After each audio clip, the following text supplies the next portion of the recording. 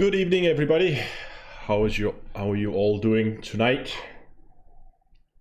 Good evening and welcome to the live stream. Again, we're gonna get started here in a minute. As always, just do a little bit. Good evening and hello. Good evening, Andreas. Good evening, Hashtag Robert, Dave.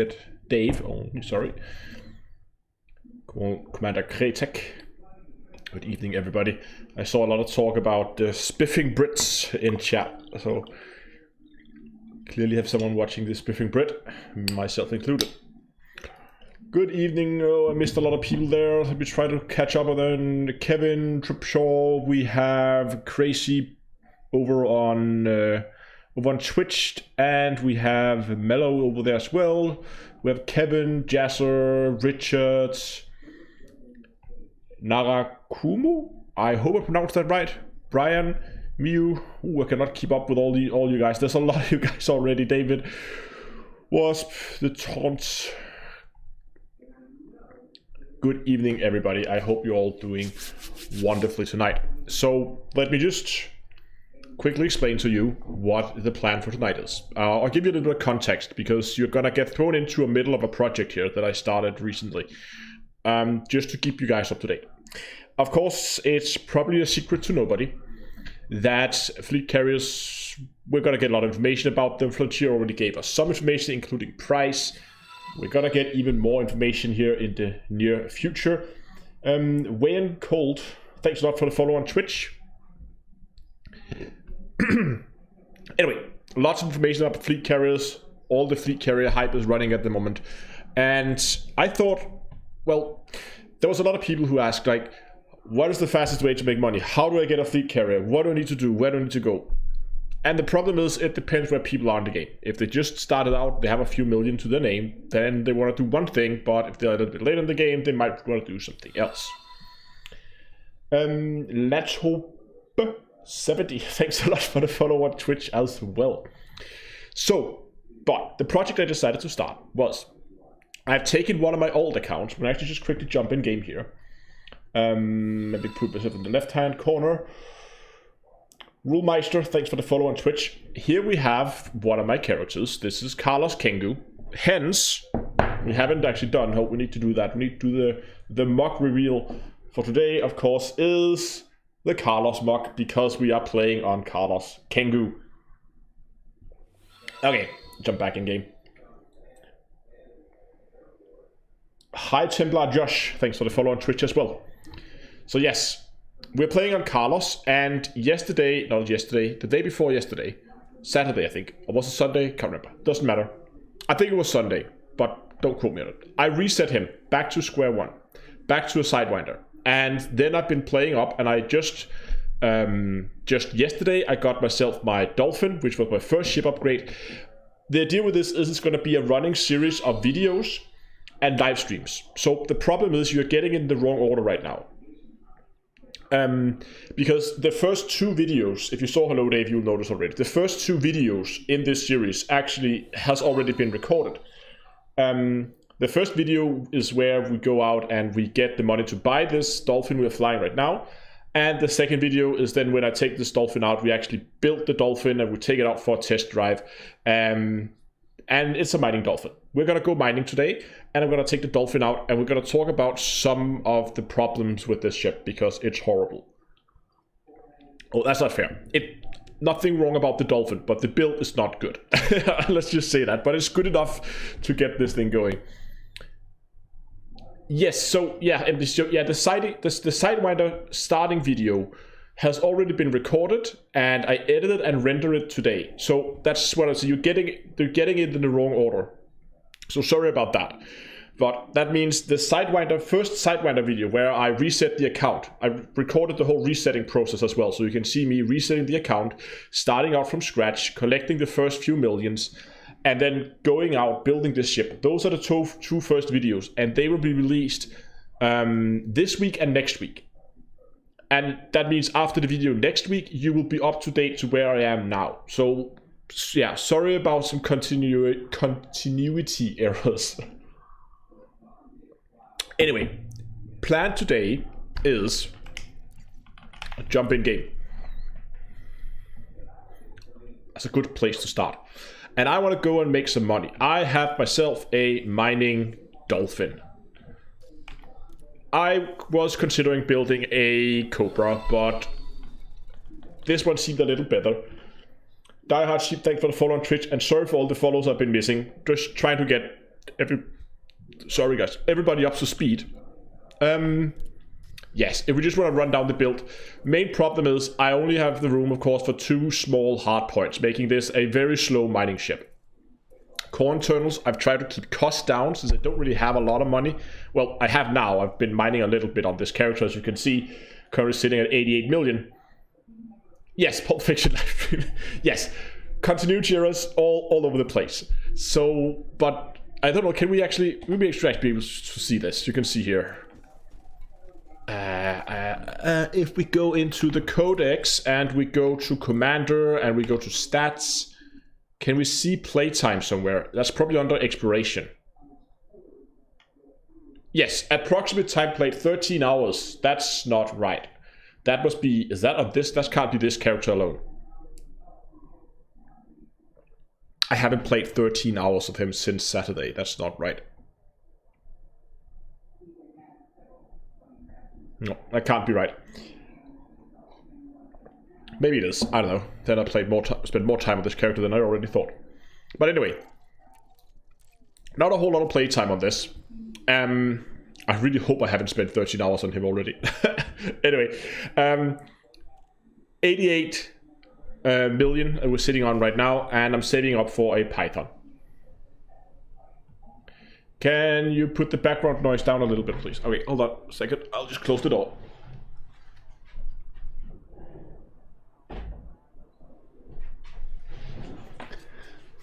I hope that's better. So, that is, let's just run over the build. Thanks for the follow on Twitch.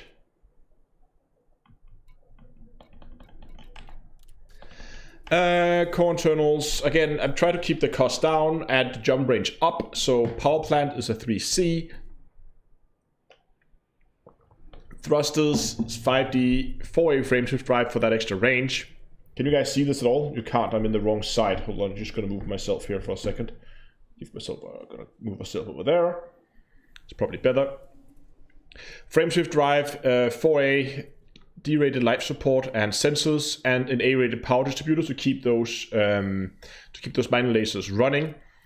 For the core internals, we're running 64 tons of cargo with 3 collectors, and this is actually one of the things that I might want to change out because the collectors are outpacing the lasers at the moment, which is a bit of a problem. So I'm actually considering dropping this 1A collector if we could find something else to put in the class 2 slot. I mean, we could put in a little bit extra cargo if we wanted to. But yeah, I don't know. What I could do, you know what, do they have collectors here by any chance? Do they have a 1A? Okay, they don't have a 1A collector. If they had a 1A, I would probably have gone with 2 1A collectors and then upgrade the fuel scoop from a 2B to a class 3 to make a bigger, because it is fuel scooping very slowly with the 2B fuel scoop. 2B refinery, 1A prospector, detailed surface scanner, nothing major there.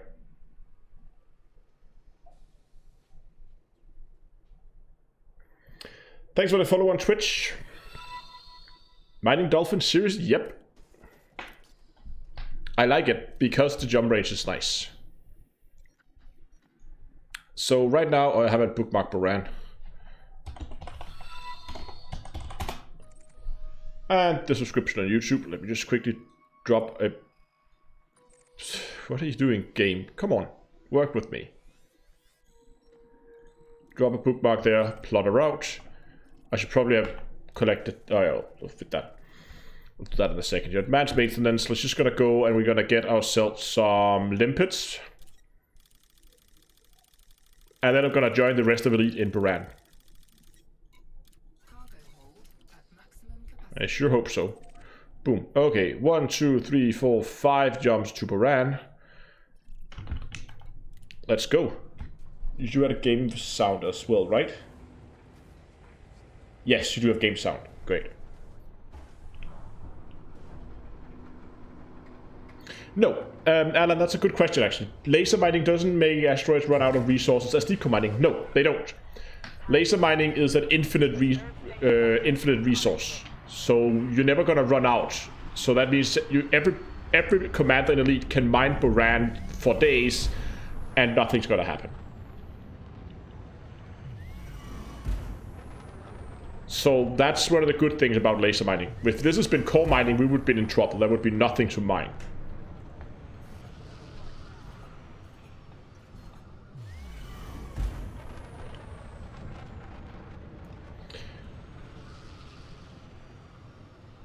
Bond Dog, James Bond. Yeah, prices yesterday was really good. I sold my low temps yesterday for 1.7.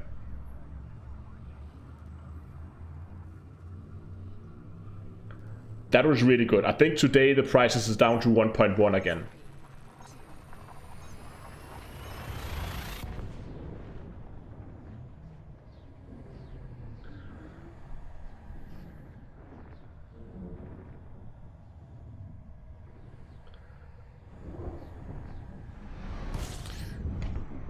God bless us. What system currently I'm heading into? Yeah, you can see system name here on screen as I'm jumping in at the moment. Heading towards Boran.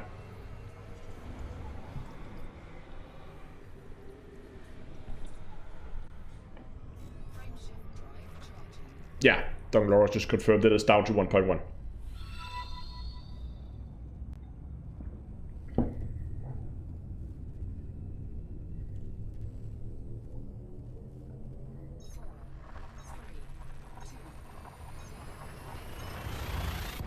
Yeah, you're right. The view in this cockpit is amazing. I mean, if you take a look around, you have a lot of view upwards, and the sides are pretty good as well.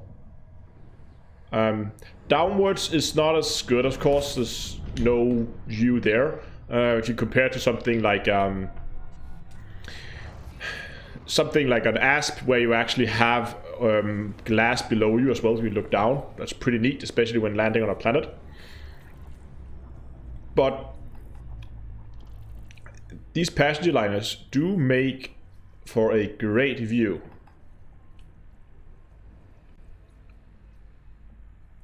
What's the best ship for low temperature diamond mining? I personally prefer the Python now. Been mining in the Type 9, the Cutter for the longest time. I know a lot of people like the Type 9. It's a good choice as well. It's really a matter of taste. Okay, let's go to the next system.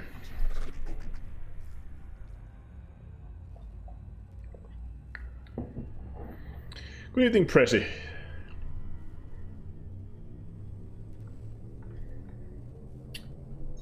Oh, I guess now that we're done playing with the fittings, I can put myself up in the corner again, like so.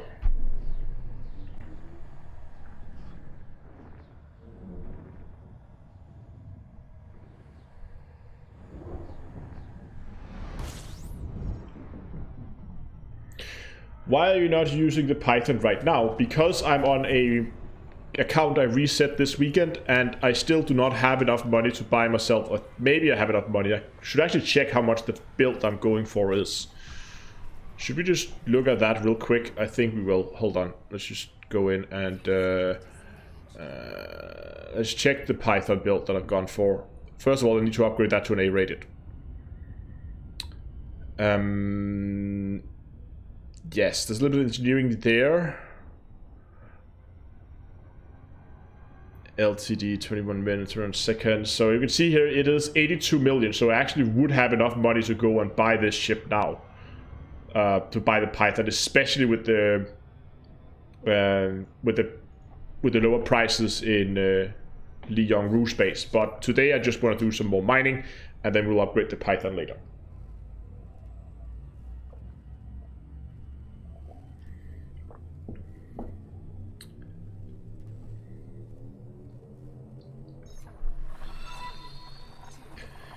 Thanks for the follow on Twitch.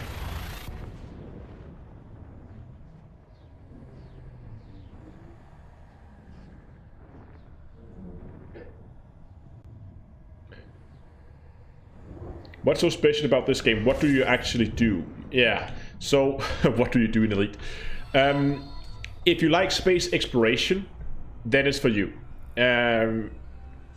Combat, sure, you can definitely do combat in this game if you like. PvP exists, but I don't know, I mean, it's not the type of gameplay I enjoy. Some people do it, but I would say if you should probably enjoy going out and spending hours flying through space, just looking at planets and stars and having the feeling of being the first to discover something. Thanks for all the follows as well, both on Twitch and YouTube.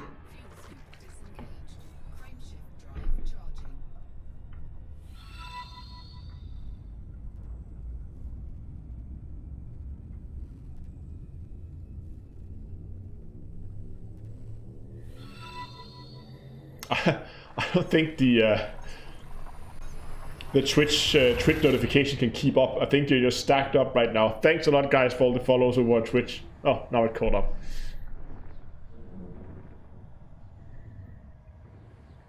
Cloud says, as a new player, your videos has helped me a lot. I am glad I could help you.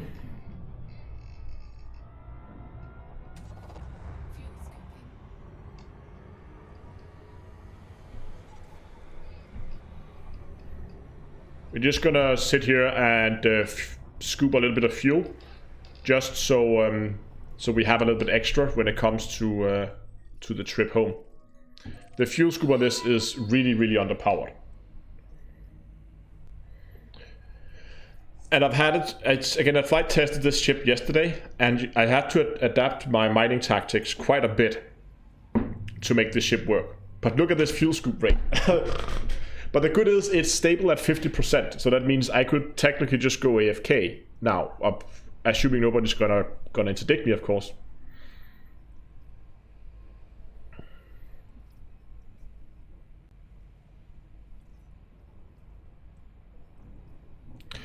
Next, so our fleet carriers in the game now. They are not in the game, and they are not on any test servers yet.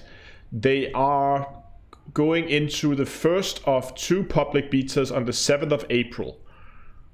Second public beta is going to be in May, and planned release is sometime in June.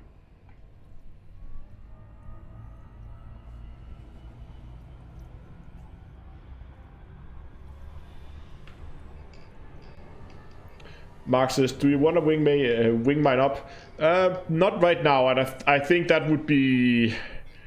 It wouldn't be fair for anyone I'm winging up with, because this ship is...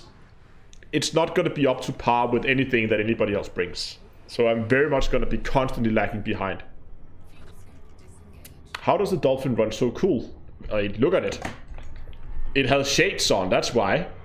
That's why it's so cool. I mean, that is a good looking ship.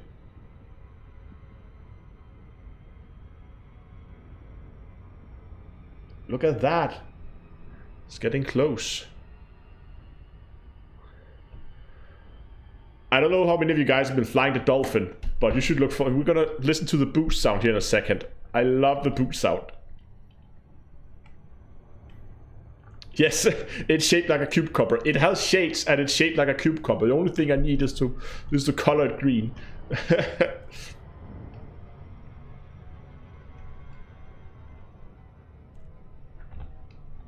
Dolphin is a pretty little ship. It has natural water cooling.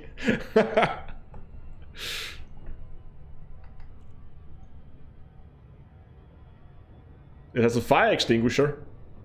I assume that's a fire extinguisher. A system map up there in the back. Oh, you can't see it, but chat. There. Now you can see it down there in the corner.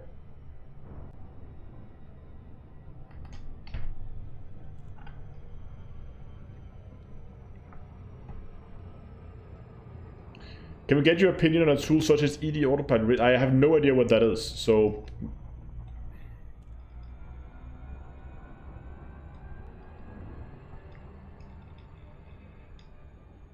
Yes, emergency boost button, or emergency boost.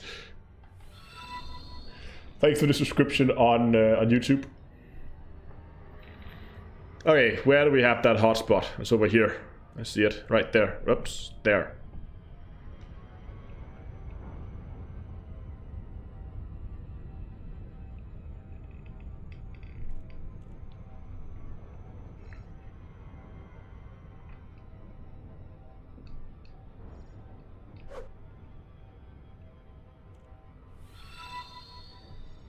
Michael, thanks for the subscription on YouTube.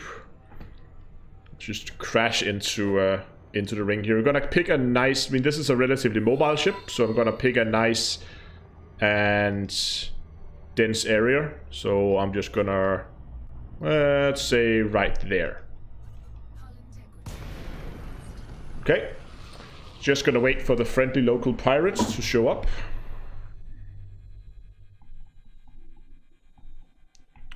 Yes, Hastas, this is the triple. You grab limpets? Yeah. I actually forgot. Well, I forgot. I remembered limpets for once. No NPCs? Okay. Okay, guys, listen to this. Listen to this.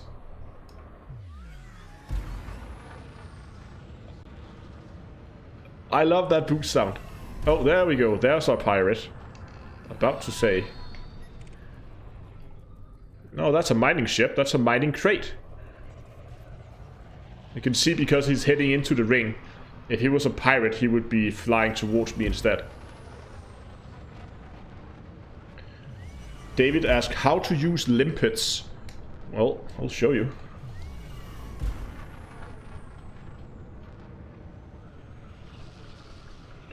Yeah, I know I'm playing it dangerous today. Flying shieldless today, but that's okay. Again, this is just something that I just had to basically do one run in, but we're doing a few more runs today. Okay. Hold on, is that him mining or is that actually another ship that showed up? That is him mining, okay.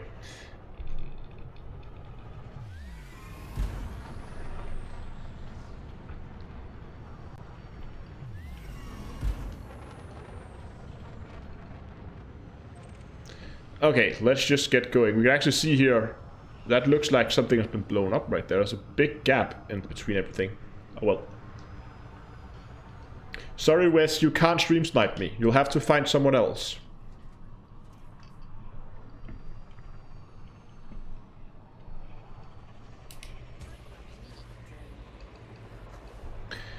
So I'm just firing off a single limpet. I only have one active limpet here, so I have to check one rock at a time.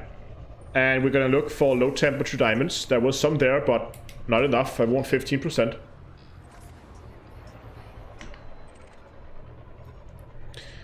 And anything with 15% low temperature diamonds or higher, we're gonna go mine. And I'm specifically targeting asteroid that doesn't really rotate that fast, because they're easier to mine.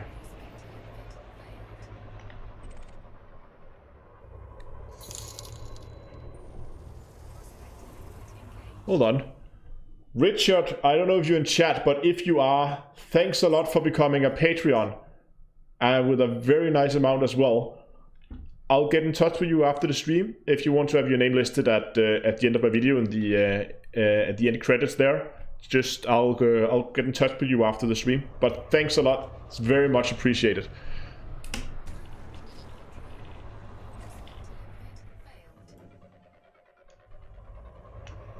Yeah, we're only surface mining today. Oh, 19%. Perfect. So we're just gonna go up here. We're gonna, whoops, cargo hold. And here's one of the things. Normally I would go in real close. I would like position myself like this. But because I have too many limpets for the speed of my lasers, I have to pull back a little bit. Oh, I have to remember to put pips into weapons as well. The reason why I'm pulling back from the rock, even though it does slow down my mining, is because the limpets are, if the limpets are faster than your lasers, that means they will go for the rock as soon as it pops out, and they will then go very close to the rock.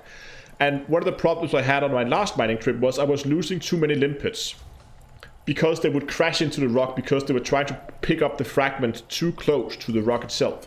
So by pulling back and by giving the limpets a longer travel time, you can see now my lasers are running slightly faster, but only slightly faster than my limpets.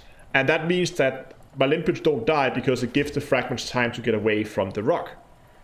So it's kind of a balance, you know. If I have too many limpets, I can afford to go closer, but if I'm running out of limpets, I have to pull back a little bit to avoid them getting destroyed. Is laser mining faster than core mining? Yes.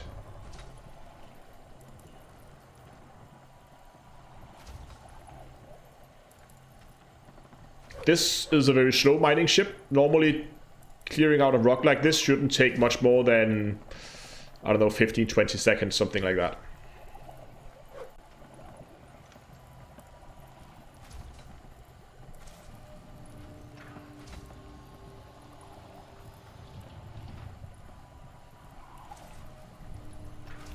Oh, I forgot to check if I have my... Okay, perfect. And the last fragment. There it is. Nice.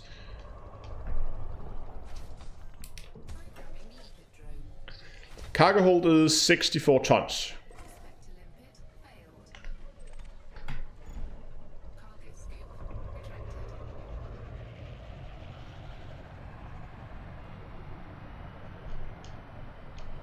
Oh, that's a very good rock, this one down here. If it has low temperature diamonds. Look at that, it's basically sitting still. This is the miner's dream. If it only had something worth mining inside. What do we have here?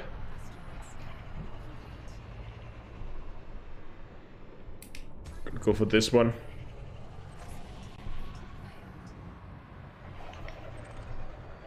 Whee! The next one, this one, oh, 21%. Full reverse. So this is barely moving.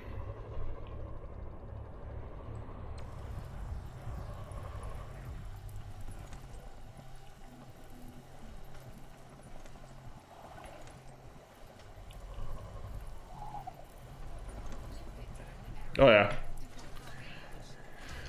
Because the engines of these are not engineered, I'm trying to make it a habit. I should pull back there, get a little close.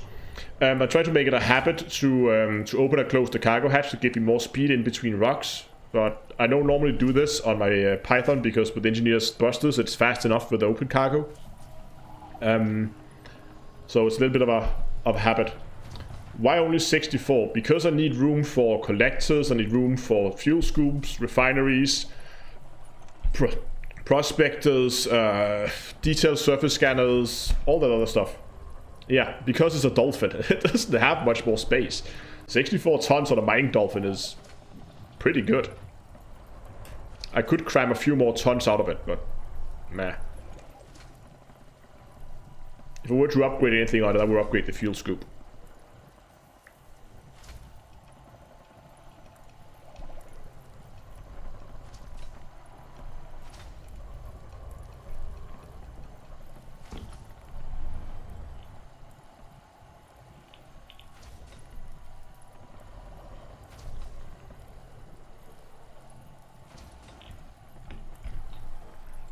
Whee! Just get away from that rock before it hit us. We have to be a little careful here when we're flying shieldless.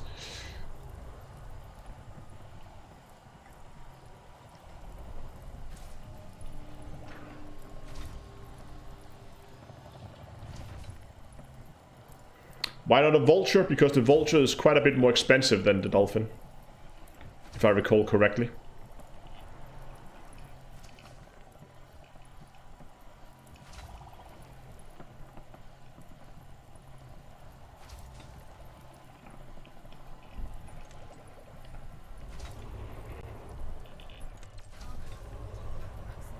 Okay, so we're at full cargo, so we can go a little closer now.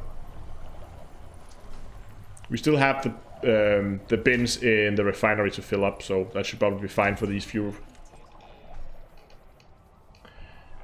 Yes, that's correct, Dunkelora. Text-to-speak is enabled for Streamlabs donations. How many tons of Red Bull do I have?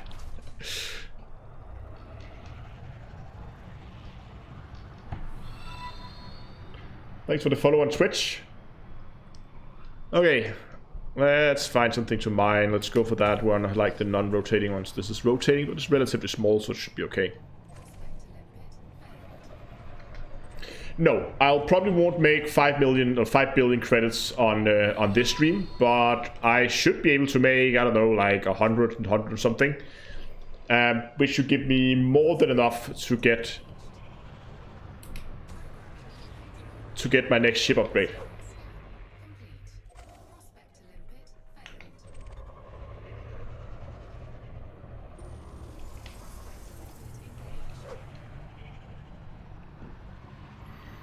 Nope, next upgrade's gonna be a Python. Oh, cargo. Close that for a little bit extra speed.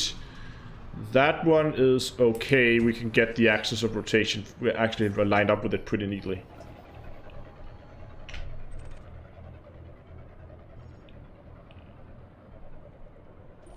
Oh, 27. Nice. So we're gonna get lined up here. That looks pretty good. Angle ourselves down a little bit and start mining. It is traveling a bit. Open the cargo. It's gonna be right there-ish. Hello, Lost. Lost photographer. Lost photographs. Ah. Oh, welcome. Does the shape of the asteroid? Yeah, yes and no. So the asteroids I go for are either asteroids that are very round or not spinning very fast. You can see this one is actually spinning quite quickly, but it's relatively round and I can mine here on the axis of rotation without too much hassle. Meaning that I don't end up having the asteroid coming in and hitting me or anything in the head. I wonder how a mining beluga would fare in Baran. How a mining beluga? First of all, the tons actually. Thanks a lot for the donation. I don't know, I never actually tried to make a mining beluga, but it could be a fun experiment. Just make everybody... You know what, that could be a fun series. Just like... make a mining ship out of everything. Just everything from a Sidewinder to all the big ships.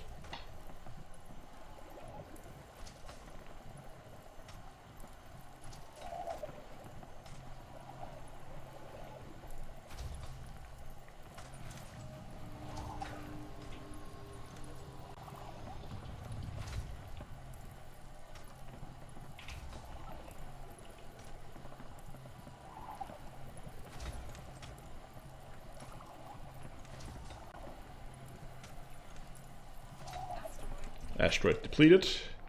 Oh yeah, I forgot to allocate more space. Let's just dump 5.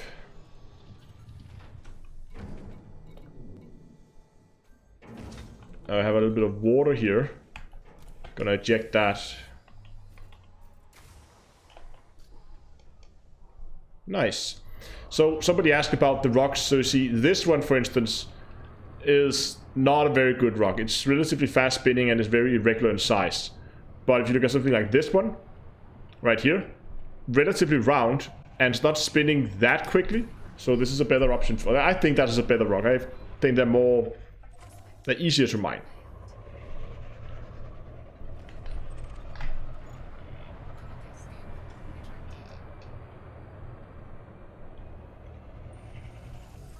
So this one here, not rotating, so that's also easy.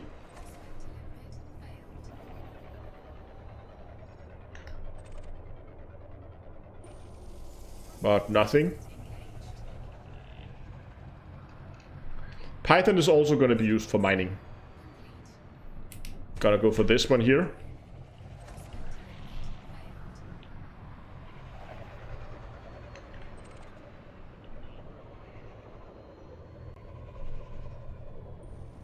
%, on that one. So it is rotating, so we're gonna go down here below it, where we can hopefully find the axis of rotation. Whoops. Overshot that a little bit. We're gonna move over here.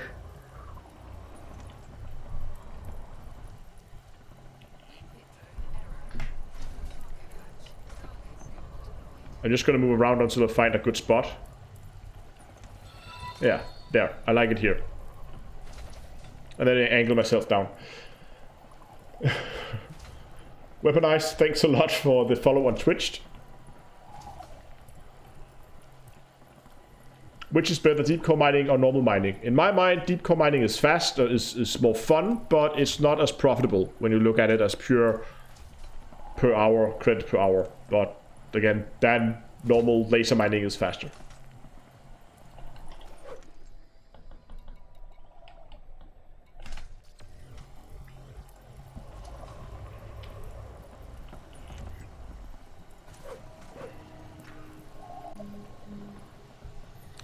People asking what I'm mining in. Currently on Dolphin.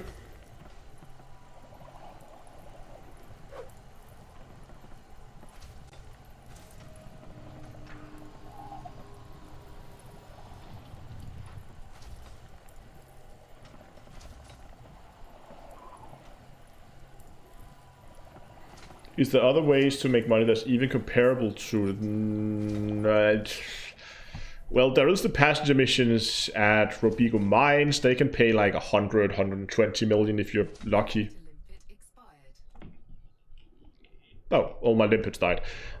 So, I don't know if you would call that comparable, but it at least is a decent amount of money.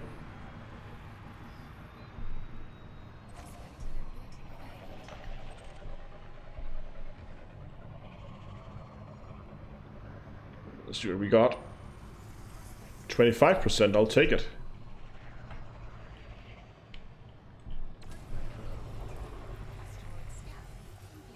It's over here. What I'm doing when I'm moving around here, see, I'm sitting still and I'm looking how my laser is moving. You can see right now, as I'm mining, my laser is pretty much not moving across the surface. It's almost staying at the same spot, even though the asteroid is rotating. Whereas if I mined out here, you can see how my laser is slowly traveling across the surface because I'm not mining exactly at the center of rotation. So that's why I keep it over here. Where was it? Around here, where the laser is barely moving across the surface. And then also note the fragments as they come out. I've angled myself in such a way that they shoot the fragments in underneath the ship. You can see the fragments coming out of the spot I'm mining in, and how they're being shot out underneath the ship to ensure that my limpets have shorter travel time. James McLaren, Magellan, wow, again, thanks a lot for becoming a Patreon, also with a very generous amount. I'm also gonna get in touch with you after the live stream if you want your name listed at the end of my videos in the end scenes. Then we'll get that sorted out.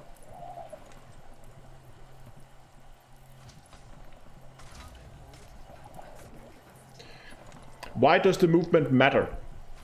Because I'm gonna show you here on another rock here in a second here.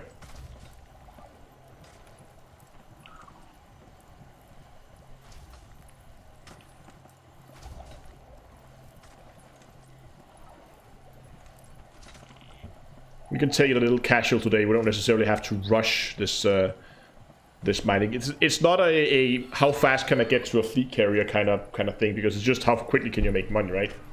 Thanks for the subscriptions and follows everywhere, guys. So we're gonna take it nice and casual here, and I'm gonna show you here in a second what happens if you don't mind at the axis of rotation. Boop. And it's done.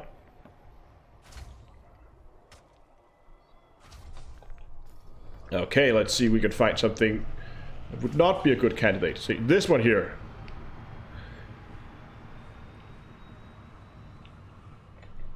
Where are we at? Why? Am my cargo hold full again? It is, and why do I have water in my cargo hold again? I haven't added that to my ignore list yet.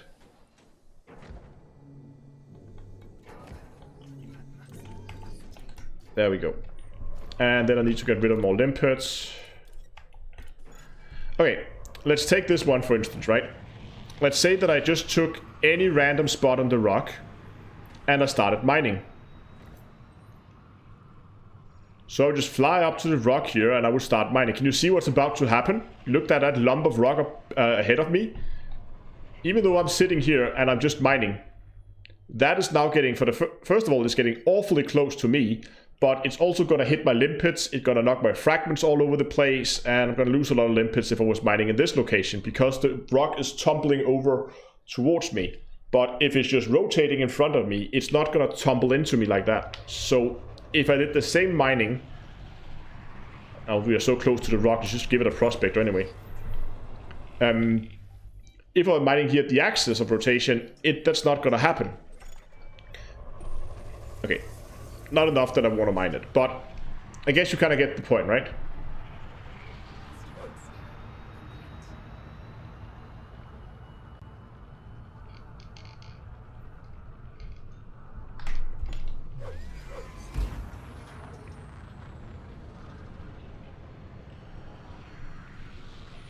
So what I'm looking for are rocks that are not rotating, or is relatively round. This one is pretty round, so we're gonna go for that.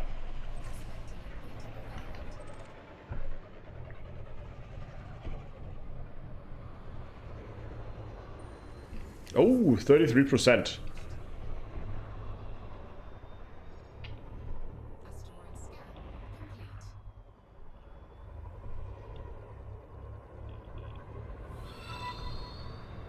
Thanks for the follow on Twitch.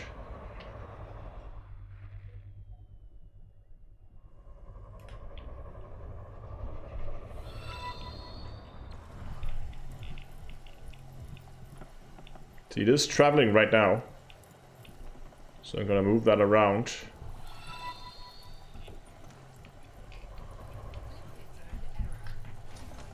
There, it's relatively stable. So we can put ourselves in position now. Thanks for the follows on Twitch. Yeah, 33% is really good. And it's only low temperature diamonds. If you have more materials, you have a chance of it not actually giving... that some fragments won't contain low temps. Thanks for the follow on Twitch again.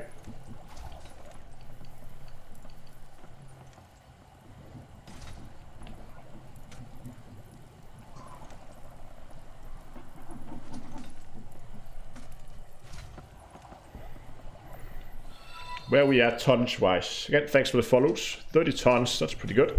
About halfway there.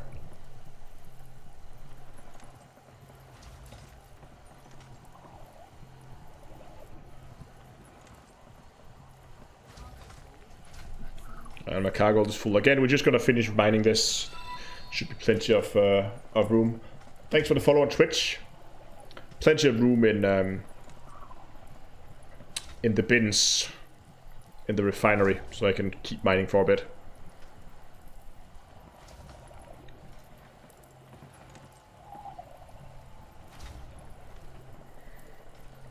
You're very welcome. People over on Twitch saying the videos has been a big help doing this mad rush. Fallen, thanks a lot for the follow on Twitch as well. CFM, hello and welcome. Oh, we're done here.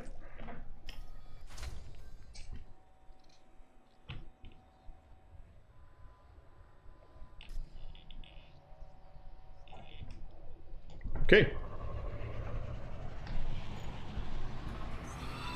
Oh yeah, I need to make room. Haha. Let's just take 10 this time. Hashtag, oh, you're also on Twitch now.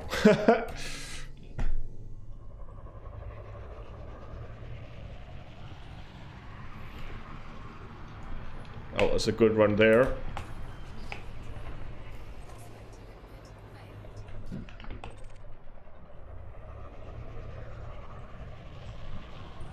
Oh, that's another good one. Whee! Okay, so this one is a little rocket. Not too bad. I think in this area here should be... Okay, we're gonna keep some distance, not too... Well, that's too much though.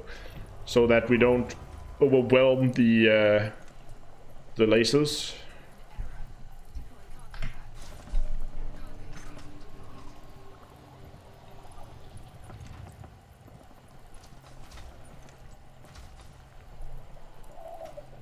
Hello, Brian.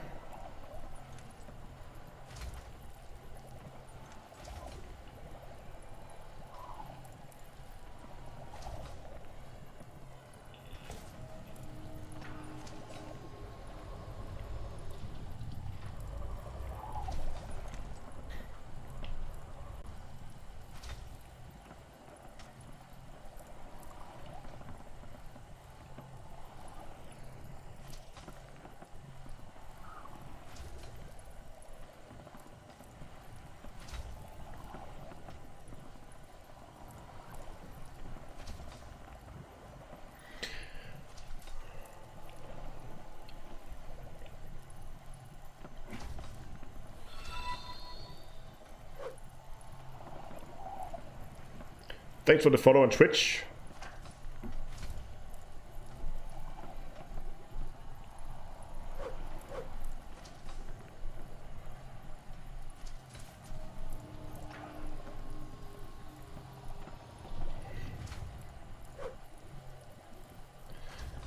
Ah, we got the Block says, good to see your acting career recently on this silver screen.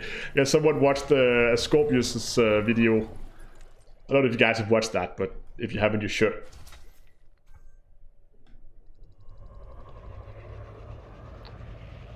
How long has this been going on? The stream been live for around 45 minutes. 50 minutes if you include the pre-roll. Oh, two good rocks here right next to each other.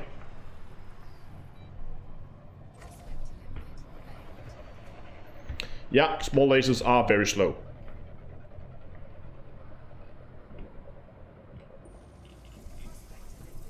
Like surface deposits or subsurface deposits even.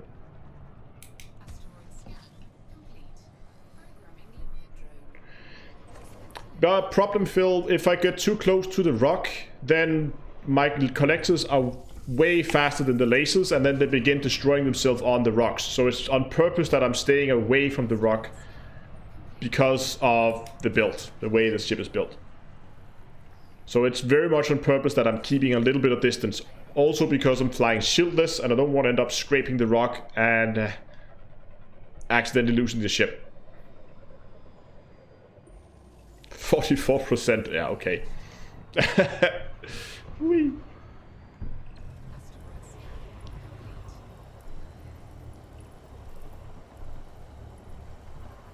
Size 4 mining lasers. There's no one's going to be able to power a size 4 mining laser.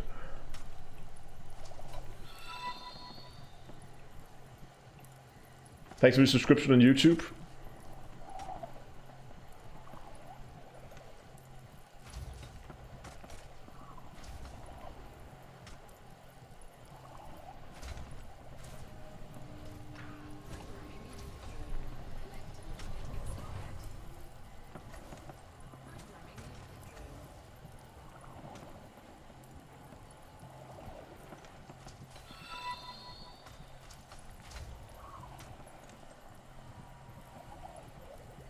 Thanks for the subscription on YouTube.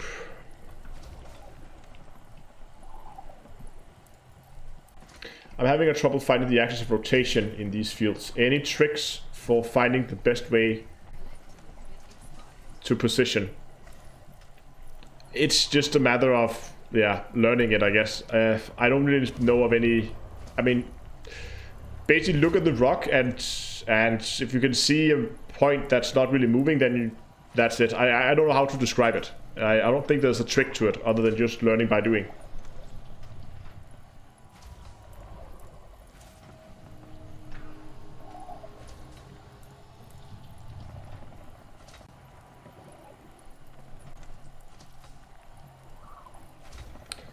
Yeah, I would always prefer a slow and, of course, if you have a slow and not rotating rock, that is definitely preferred.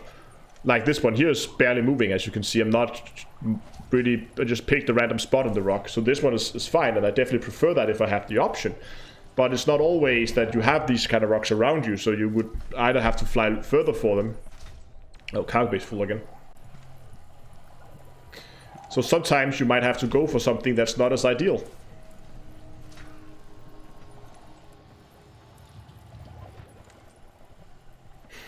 Lost says...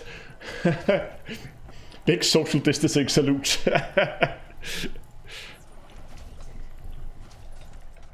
Okay, let's make some more room in the cargo hold. I'm getting a little close, so I don't want to launch too many right now.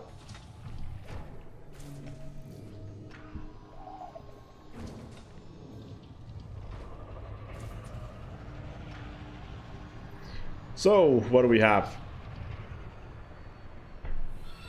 We have something there, that looks good. Thanks for the subscription on YouTube.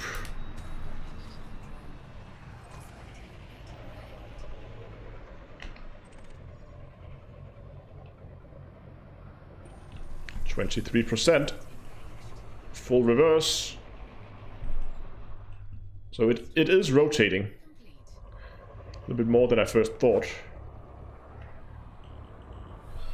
So you can see here we're getting pretty close now to a good mining spot. Like there, I think.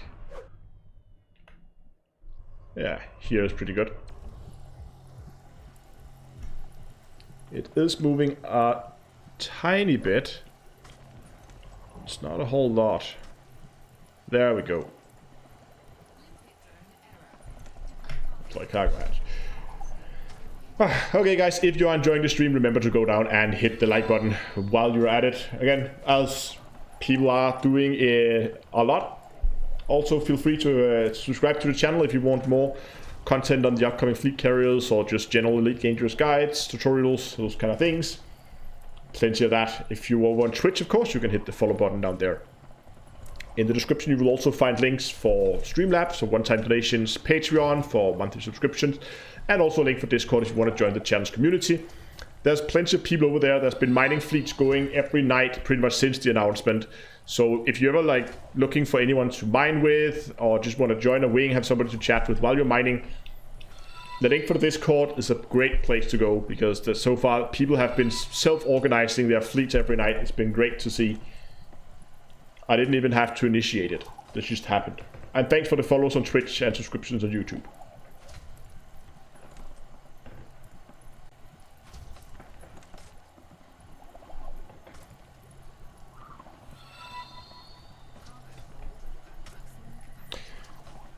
Again already?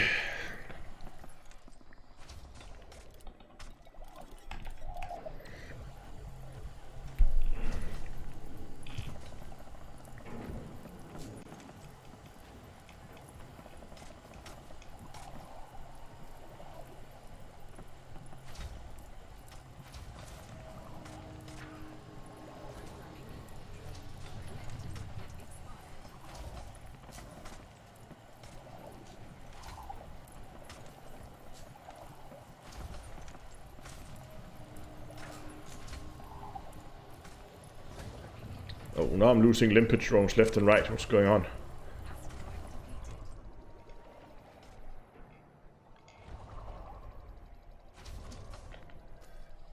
Got water in the bins as well. Oh, yeah, right. But water should be on my ignore list now. Okay, how are we doing for cargo then? Or for limpets more specifically. 3 limpets left with 7 tons to go. That should be doable. We just have to be lucky with our prospecting here. You know what? I'm actually just going to do one thing here. Turn around. Go back to this rock here. Oh, they are of course abandoned. Ah, okay. I thought I had limpets on the ignore list. I do now. And I could just add that I don't want to spend time trying to scoop them, then my current active limpets is just gonna die. Okay, we have plenty of very stationary rocks here, so let's just begin prospecting.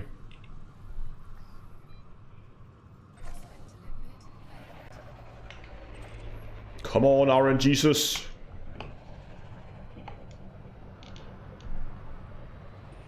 No.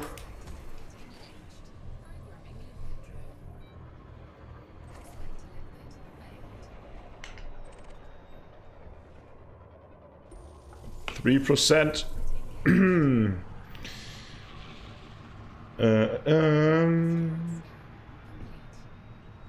There's one there. That's gonna be my final prospect of the day.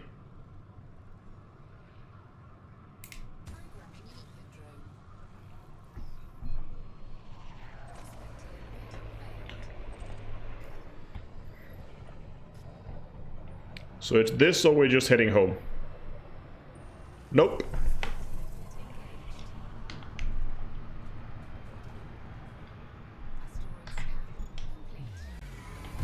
I don't think I have anything for synthesizing, but we can check.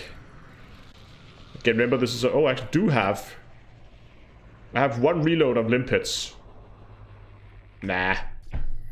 I'll just do another trip. Okay. Inara.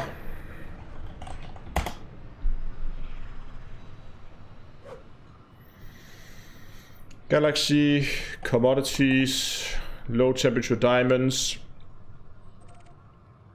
1.1.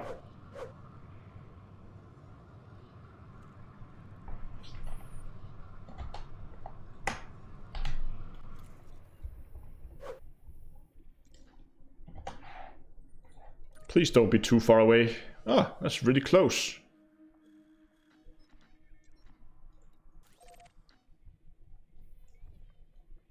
We can almost make it there. Just need a little bit of scooping.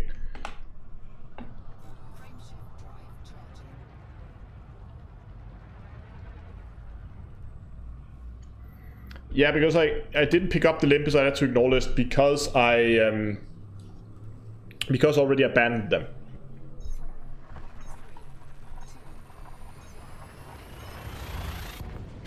Do low temperature diamonds sell for 1.7? Often it happens. I mean, every other week maybe. There's a few days where they sell for high prices, then they drop down again to about 1.1.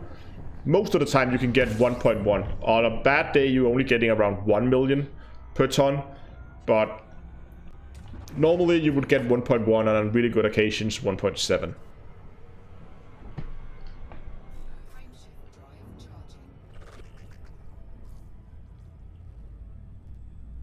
Yes, I could just pick them up, but it would require me to manually scoop them.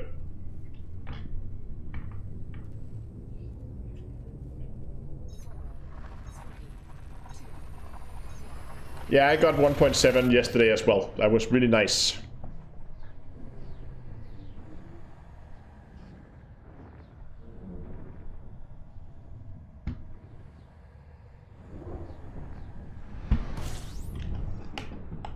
How many jumps did we even have? Didn't even look at that. 6 more jumps. And how much did we have in the cargo? 57 tons. That should give us like 63 minus a little bit for the demand, but it's so we have so few that it's not going to be a lot. Demand is 7,000. So we're pretty much going to get the 1.1. So it's probably like going to be 6.64, I think, 64 million-ish. No, 57 tons.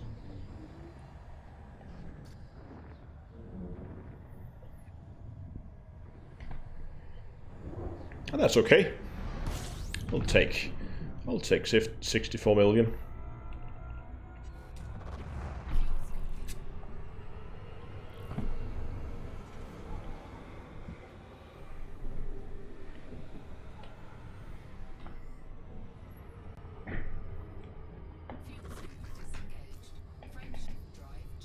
Five jumps.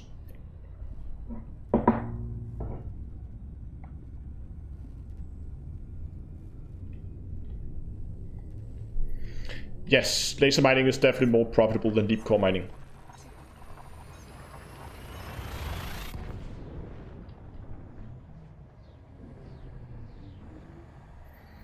Never know I am in solo. You will go somewhere else for stream sniping. Sorry.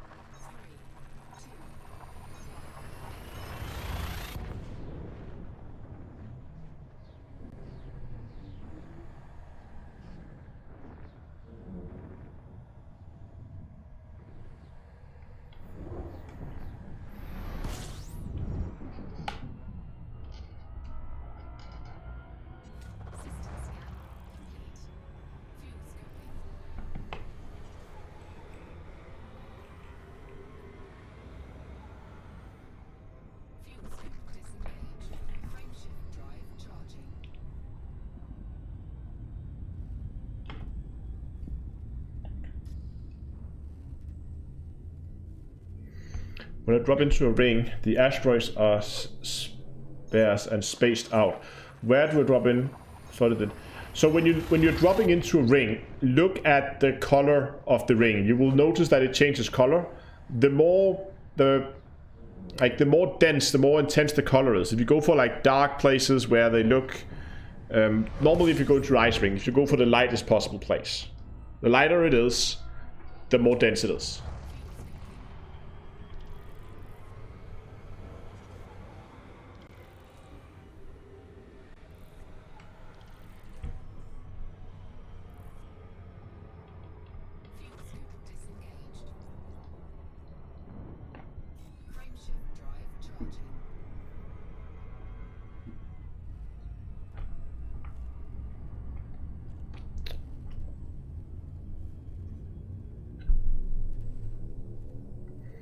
Is it worth doing deep core for low temperature diamonds? No.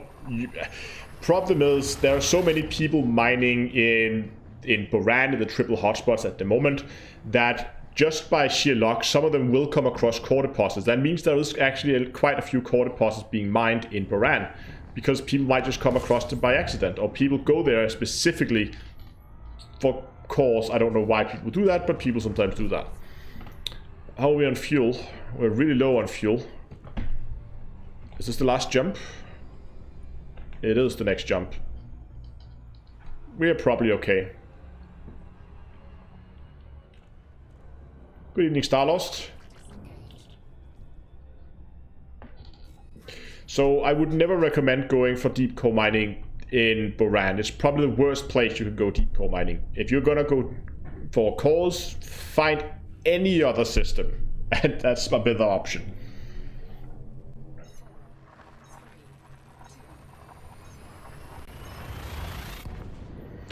No, trust me, people have been looking for more triple hotspots. There was, right after it was discovered that this overlapping hotspot and how it worked, quite an extensive survey was conducted, and there was a few dual overlapping painite hotspots discovered. And then there was this single triple low temperature diamond hotspot discovered. No one else has found, not to my knowledge. If they have, they've kept it private. But again, it doesn't really matter if there are more. Because laser mining is a unlimited resource. You're not going to run out of low temperature diamonds in a laser spot when you're laser mining. So it doesn't matter how many people are there, you're not going to run out. Phil asks, still on the X56? Indeed I am. Still waiting for the Virtual gear to arrive.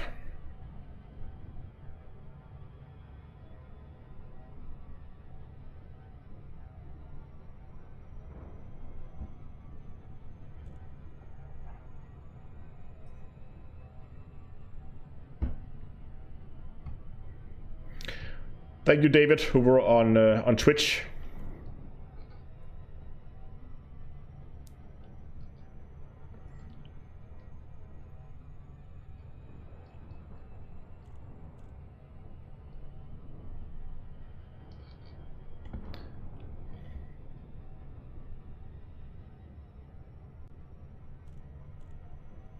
Fuel. Fuel is fine. There's no problem with the fuel.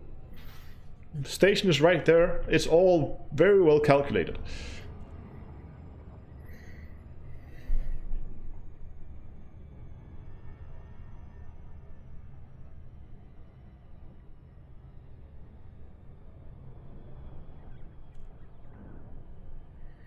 Witcher, thank you.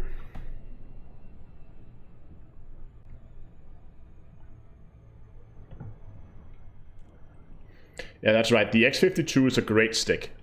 I had one before I got the X56. The only reason why I changed it out was because some of the buttons were beginning to physically fail.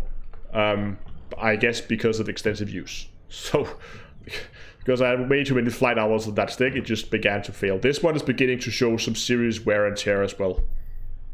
Especially on the throttle handle. Like, they usually had this, like, coating on it. That's just been completely rubbed off by now. Oh, pretty. I don't know if you can actually see this. Can you see this on camera? Can you see there on the throttle handle how there's a blank area where the whole thing has been rubbed off and all the feet are missing. So right now I have this from some foam thing that was covering up some RAM sticks I bought with last time I built a computer. That's now what my throttle base is standing on to prevent it from slipping around. And I'm beginning to get the same problems with my stick, that the rubber feet are falling off because, well, I don't know, glue is failing. Access granted. Clear to land on pad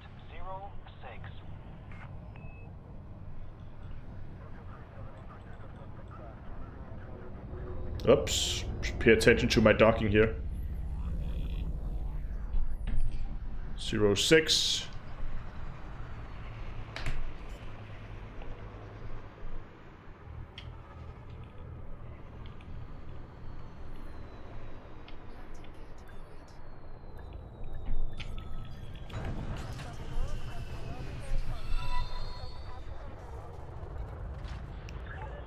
Refuel repair.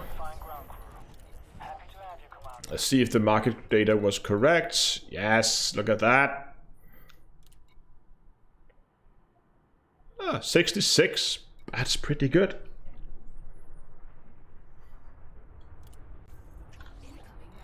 Oh, was that my trade rank? Yes, promotion to entrepreneur. Hooray!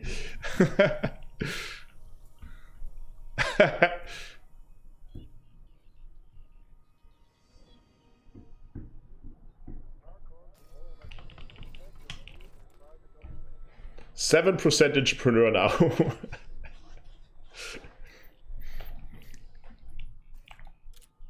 Oh, no. Ah.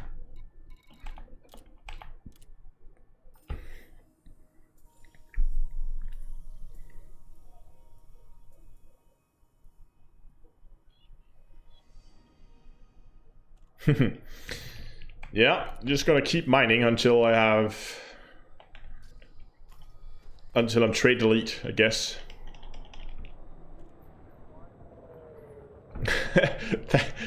Itchy, thank you very much. So that puts us up at 154 million. That's not too bad. Let's do it again.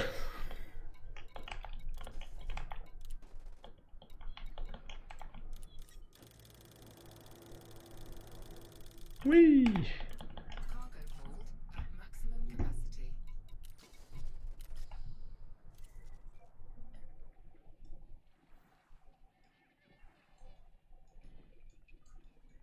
Hold on, I have a... How many jumps is this? 8 jumps, so it's one more... Nah, you know what? We're gonna be so low on fuel, and this thing is scooping so slowly, that what I'm actually gonna do is I'm gonna get rid of my limpets, and then I'm gonna dock up in Boran to refuel, and also stock up on limpets. That should mean that I could get... There we go. That I should be able to get there in fewer jumps. Yeah, saves me 2 jumps. Raven, no, fleet carriers are not in the game yet. They're going into public beta on the 7th of April. First public beta, second public beta is going to be in May, and launch is going to be in June.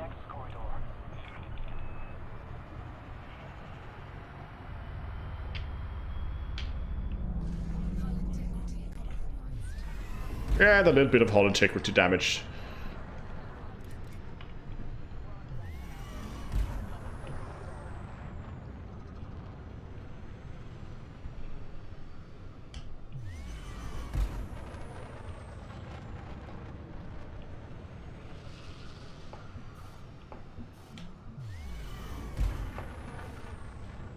Come on, Matchlock. There we go.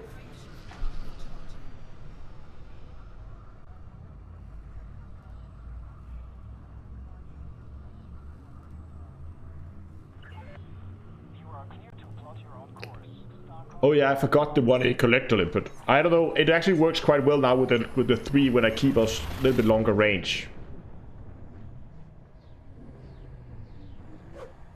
Any plans for a commentary stream during the Tuesday live presentation stream? No, because actually I've had a bit of a... It's a bit unfortunate I can't actually be watching the stream live, but I have set up so I will automatically record it. so I'll watch it back later. I don't know if Frontier, how quickly they're gonna put that up as a video on demand thing. So just to be sure, and also so I'm sure I can read the chat and everything if they answer questions there, I'm just gonna be recording everything, and I'll be coming back about an hour after it starts ish. So that means that's probably around the time when it ends. I assume it's gonna last about an hour, maybe 2. But probably around an hour, since it's a pre-recorded video. I don't know, it might be even shorter. I don't know how long it is, but I'm just gonna go and I'm gonna watch it back later, and then I'm probably gonna do, I don't know, if I'm gonna do a recap or do something.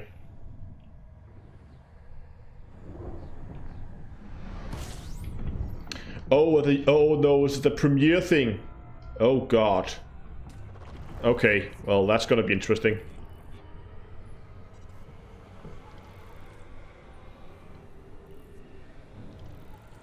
I tried premiering a video once. It was not a good experience.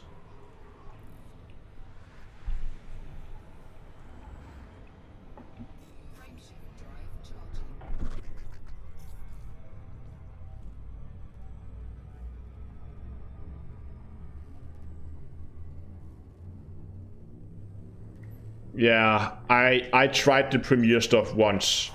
Basically, if you guys don't know, when you launch a video, when you publish a video, you have 2 options. Either you just publish it, it's made public, it's a video on demand thing, people can go watch it whenever they want. Alternatively, you can premiere it. When you do that, it's played at the launch time as basically like a mini live stream, right? Where the video is played and people can sit and there's a chat, much like this, but just with pre-recorded videos. Problem is, if you have a video and you launch it and somebody comes in 2 minutes late, they now can't watch the video from the beginning because it's basically live stream. They have to wait for the video to finish before they can then go back and watch it from the beginning. At least, I don't know, it was a horrible experience for me. Every time a fuel scoop ration doesn't go above 65 per second, a fuel rat cries. Stop the animal harassment, hashtag large scoop gang. I know, it's okay. I should have enough fuel to make it to Boran and then dock up, then I'll refuel in the system and stock up on limpets, and everything should be fine and dandy. Ooh, pretty. I like the white stars.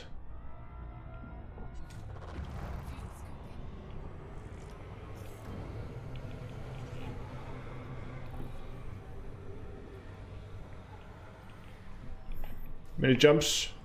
2 more jumps and just under half a tank of fuel. It's plenty.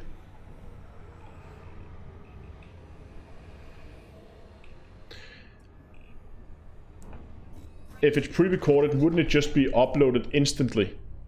Yes, but not if they're premiering it. Then you have to watch the live stream version of it before you can then...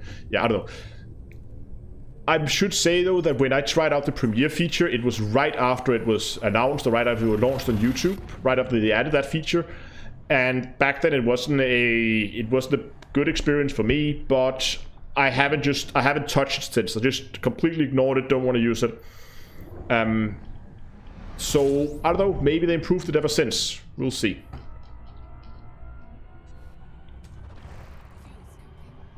How often do low triple diamonds sell for 1.7 million? I would guess every other week, maybe once a month, maybe 3.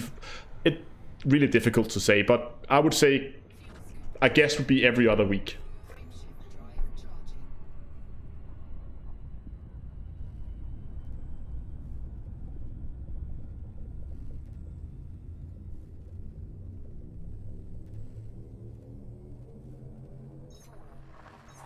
You see, Never, that was what I thought they would do. I thought they would have a live stream, like an actual live stream, but they would just be live streaming a pre-recorded video so that it was an actual live stream.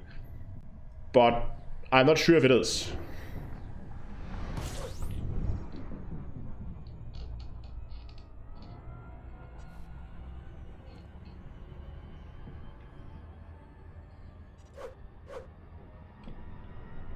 Yeah, of course you can, the ton of, you can Of course, you can schedule live streams for release at a specific time. That's very common. I use that as well. I think most channels, I don't even know if that's a feature you have to get a certain milestone to get, but being able to schedule videos is very, very useful. And I'm pretty sure that's what they're doing. But you can still schedule a premiere, which is kind of like a live stream, but maybe, I don't know. Regardless, just to be on the safe side, I'm probably going to have a recording running, and then once I'll have it start automatic recording it, and then once I come back, then I can sit down and can watch it.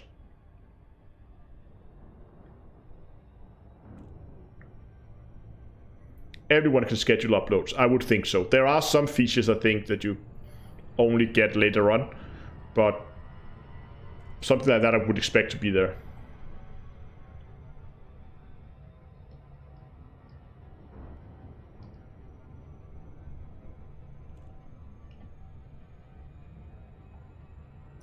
What's the best low temp diamond system? Boran.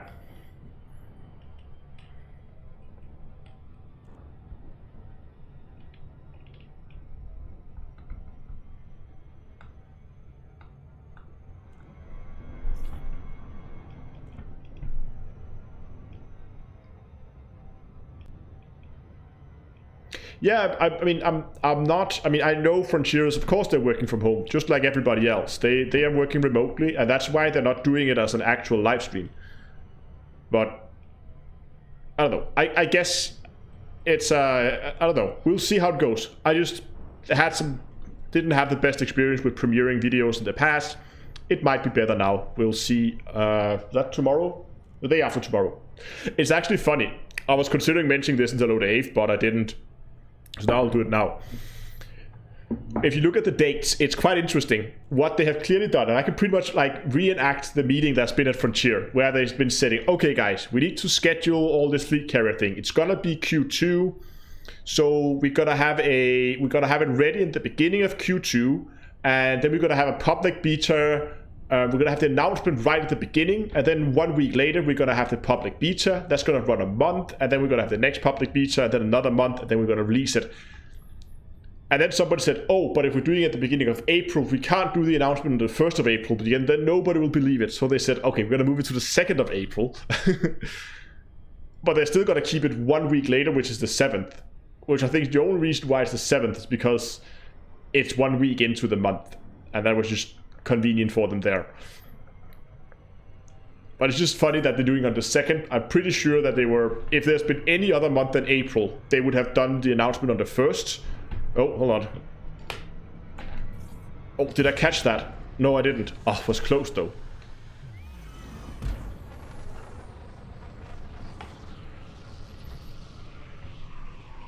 We can do a micro jump, that's fine. Just gonna... And then throttle back. And then get ready on the disengage.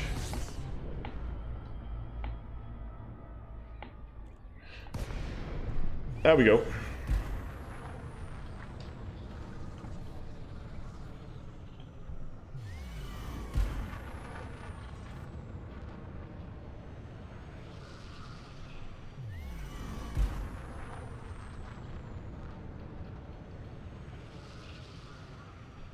I see you only have 2 1D mining lances. No, there should be more on the gold digger. I hope so, at least.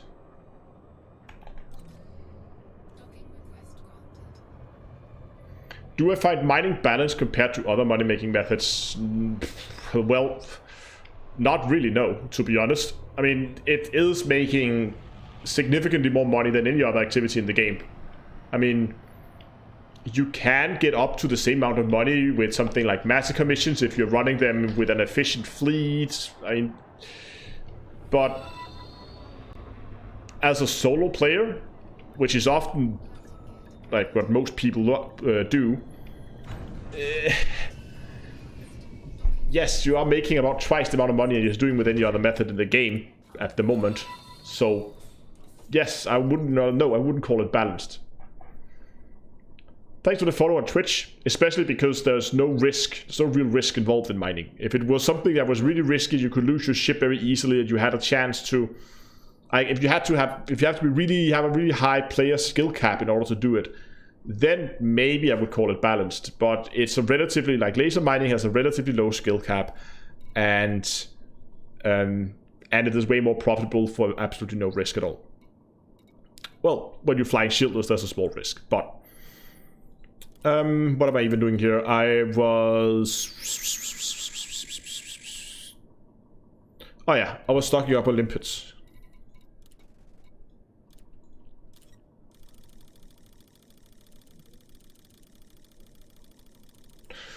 Mining used to be so damn skilled before limpets. That is a long time ago, though. That is a very, very long time ago.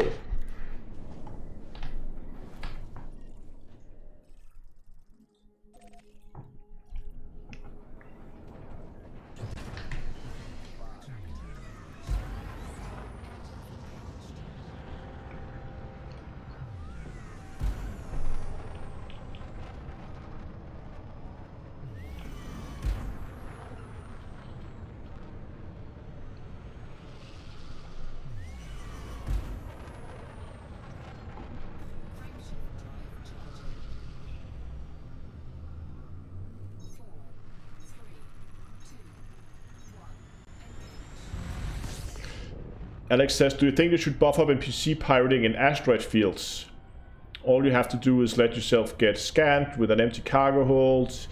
On one hand, it wouldn't make sense why NPC pirates would be able to find you. I mean, it makes sense they drop in when you do. They basically follow your wake down. But as soon as you're down and your wake is gone, there's no way for anybody to find you, not even players. So I don't like approaches where NPCs get the ability to do things players can't. So no, I would rather see them increasing the skill cap in other ways, because it's a common way that you see people saying, oh, mining is too easy, you should add combat to it. But what you have to remember is there are some pilots that don't necessarily enjoy combat, who just want to go mining, who just want to go exploring. So forcing another play style onto mining, I don't necessarily think is good for the game, because you are forcing a gameplay onto a group of players that might not enjoy it. It would be similar to saying, from now on, you cannot buy ammo at the station. You can only buy ammo, or you can only synthesize ammo from materials that you can only get from mining. Imagine that. If the only way you could rearm your ship was to go mining, then all of a sudden you are forcing mining onto combat players, regardless of whether it's PvE or PvP. And there would be a lot of combat players that would really, really hate that if they had to sit and go mining. It's the same here. If you as a miner had to sit and go and do combat, I don't necessarily think that's a good way to go. I would much rather see them increasing the skill cap in other ways. Make it either include a lot more player skill, a little bit like they did with core mining. I mean, the player skill in core mining is higher than it is why can't I see the hotspots? I hate this bug. But maybe also just in like understanding some mechanic in the game. I don't know how they could do it. Like, it could be something like putting some systems where you could spot the different asteroids. No, I'm gonna get some distance here.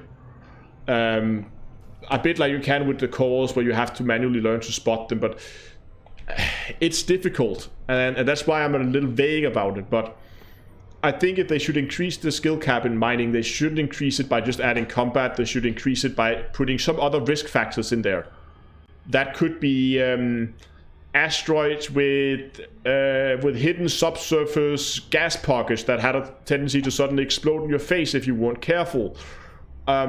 I don't know. I mean, I'm just throwing out ideas right now. Low temp, and resource.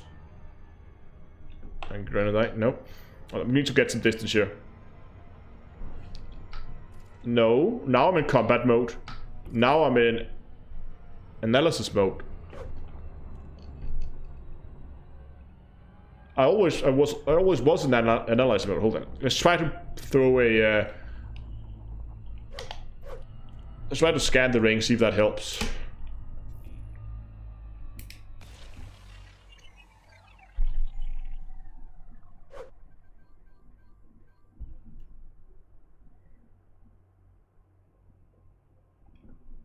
Did that miss?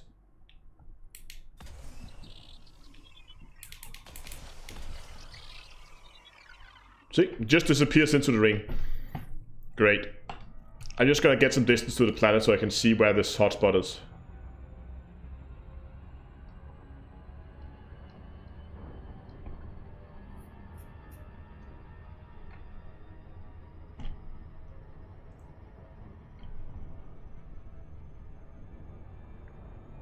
How do I move around the detailed surface scanner? I just use my joystick. I'm pretty sure there's a separate key binding for it.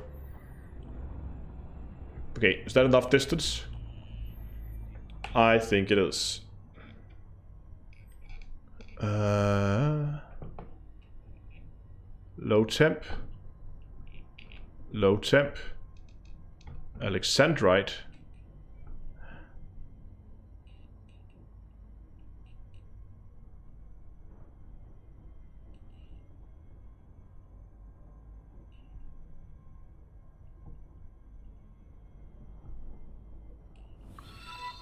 Ah, here it is.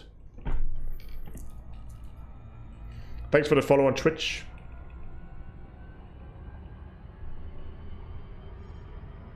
Oh, it's near, of course it's near the low res. That's a good trick. Yeah, now my contacts and navigation, everything's broken right now.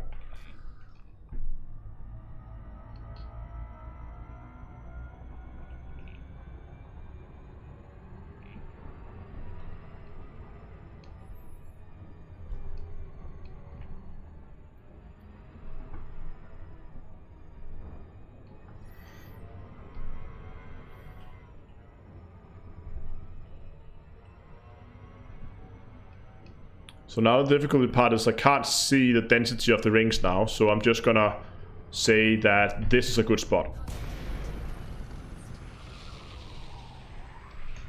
And all the chatter in local. Okay, let's wait for our local pirates.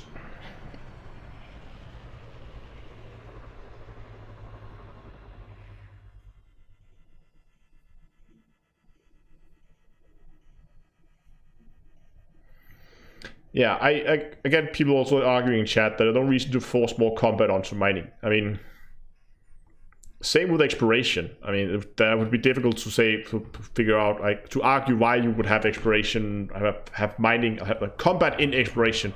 But the easy argument is always to say, well, what if you forced other gameplays onto combat? Because I don't think a lot of people would argue that's a good idea. But for some reason, people seem to be more reliant to say, just add combat to everything.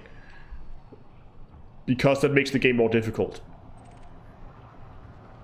And that's where I disagree.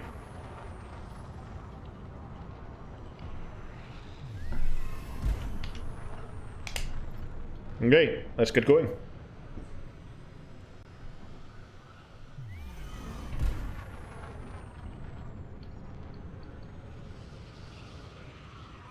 Hey Nova King, how are you doing? Just stopping by, welcome.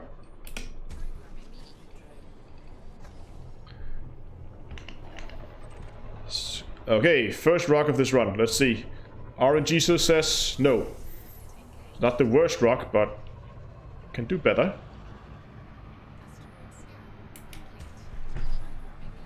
What are you up to at the moment, Nova King? I haven't been keeping up on what you've been doing.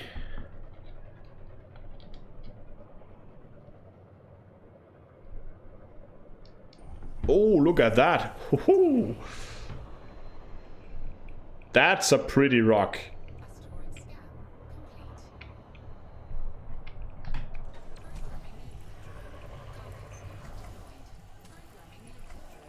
There's a little bit. Need to move ourselves over here, I think.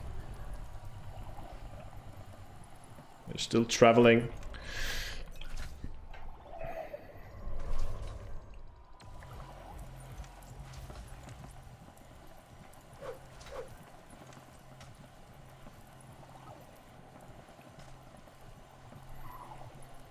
Oh, we've been covering the Stellaris Federation update.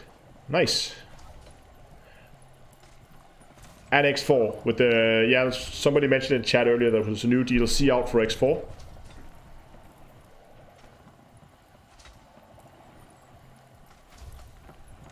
Great. So if any of you guys are interested in Stellaris and X4, Nova Kane on YouTube. And now he's over on Twitch now, but he has a channel on YouTube. If you search up Nova Kane, you should go and check it out. Unfortunately, I think you stopped making Elite Dangerous videos a while ago. But did some in the past, I know.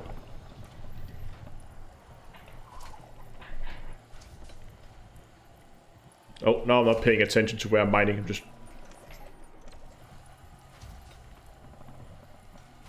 planning to make a video explaining why. Okay. Hashtag you heard it here first.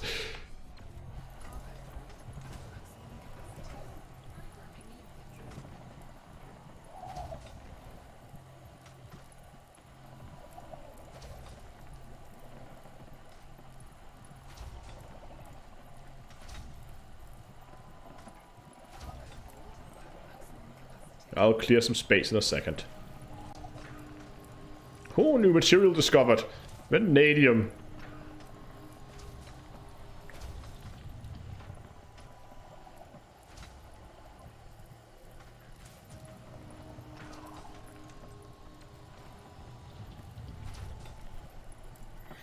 Oh, I'm looking forward to getting over to a ship with more mining lasers. The pipe that I'm planning to build should be mining around 6 times as fast as this. Because this is taking forever. One last fragment. There we go. Let's clear some space in our inventory here. I'm just gonna launch them in batches of 5 at a time. Yes, Novocaine. This is a new save. So that is why. I started out a brand new save and I'm trying to make my way to fleet carriers before they launch. So I only have to grind 5 billion credits in a few months. That should be fun.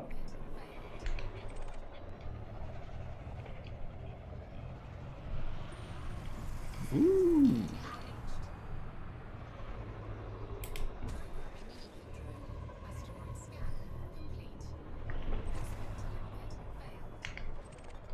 How many fragments? Oh, 11 tons from that one.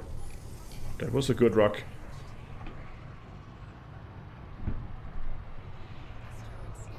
Oh, that's a fast spinning one. Don't want that. Ah, need more speed.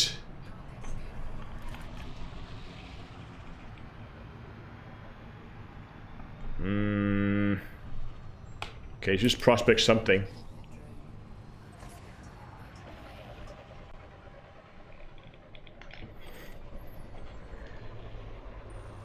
11% is not enough.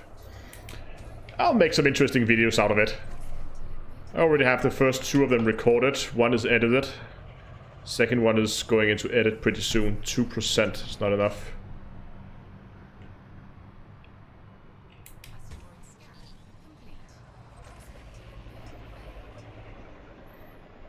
What plugin are you using for the cross-platform chat window? It's actually just a what's the name? Restream. They have a chat functionality. Thanks for the follow on Twitch.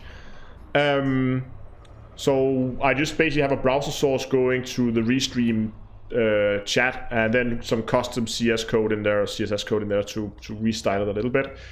But that's about it.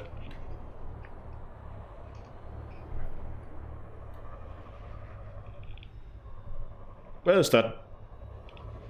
Is it down here? I think it is.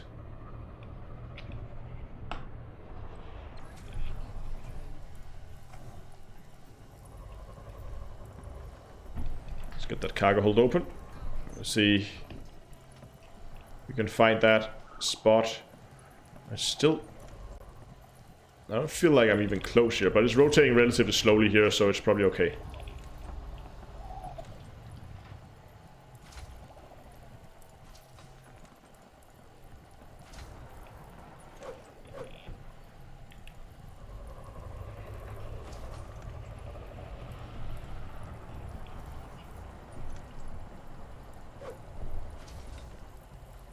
I could just follow this spot around. That could work too.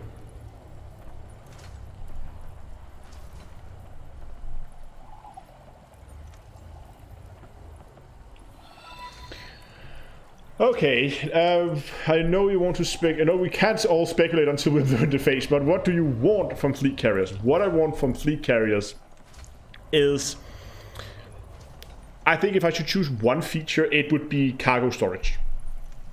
If you can have the ability to store cargo in other places than on your ship, that would change. That would be such a huge change to many, many different areas of Elite. That,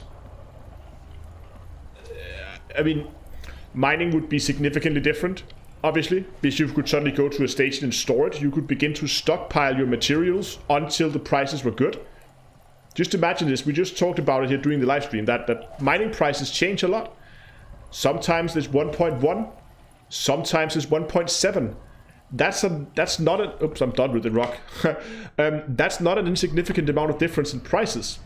So imagine this. You have your mining python. It's fast, it's maneuverable, it's agile. And you just stockpile it somewhere on a station close to Baran, where you conveniently have something like a cutter lying around with lots of cargo. You just stockpile it over a week, and then one day the prices suddenly increase to 1.7, and that's when you flood the market with your low temperature diamonds. Now, another thing I would also like to see would be it to be, to add some player interactions to it. They already said that that's something they are planning to do. I hope it's going to add some industry and some economy to it somehow. What I don't hope they do is make it a grind to just keep it flying. They have said there will be some kind of upkeep. I don't hope they're going to make that upkeep so that you feel like you have to go in and constantly sit and mine to keep this. I think the upkeep should just be enough to... I think the reason why they're doing the upkeep is they want to, I don't know, remove them from the game if people stop playing. I think that's the reason why. So if you don't pay your upkeep, then they will remove it. Exactly what's going to happen with a decommission, I don't know, but pure water.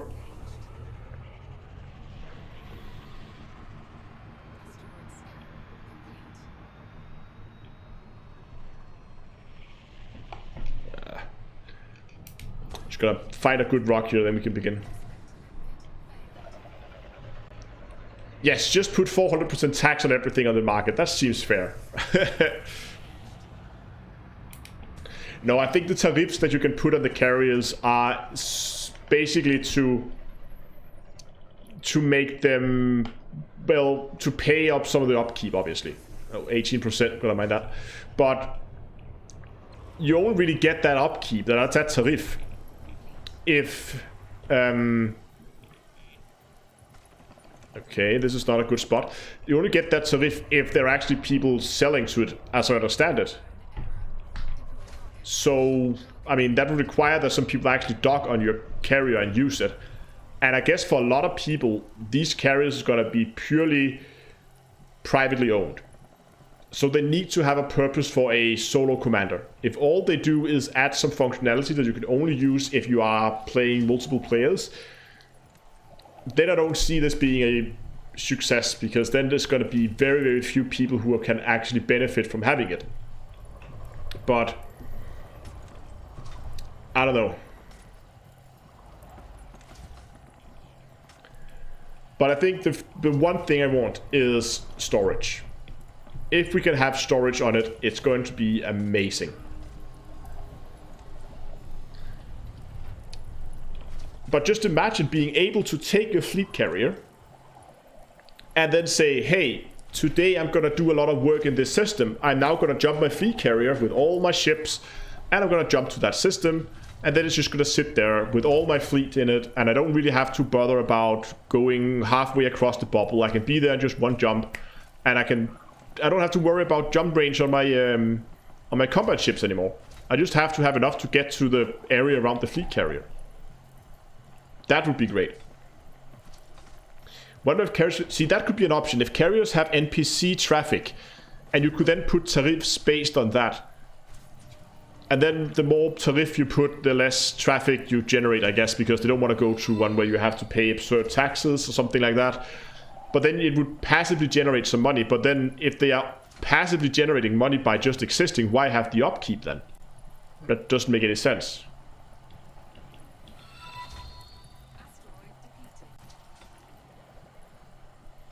Yes, then there's the BGS impacts.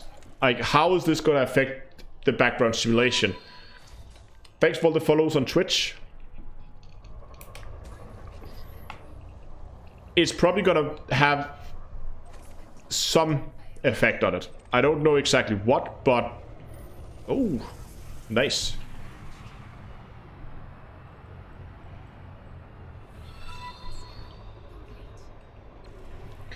One thing that I would really like to know, there was someone asked here, is fleet carrier combat going to get into the game? And if, would you rate a stage? Whether they're going to be used for combat, I don't know. But one question that I've always thought would be really, really interesting is, when you're jumping it, how accurately can you jump? Right? Can I say, I want it to be somewhere in orbit around this planet? Can I put it in a very specific location? Like, I want it to be like 10 kilometers outside this station, for instance, if I wanted that. Or can I only say jump to that system and it's just going to pick a random spot in the system? And could I then end up in randomly spawning at a planet 300,000 light seconds away? I don't know. That's something that's going to be very, very interesting to see how the jump mechanic works. We're going to see that again on the 2nd, so here in just 2 days. But if we can jump it accurately, then I can definitely see this being used for something like BGS, because that means you can all of a sudden go into a system and say, hey, we want to work on these conflict zones. Let's just jump a fleet carrier in there and dump it there so people have a place to stop, right?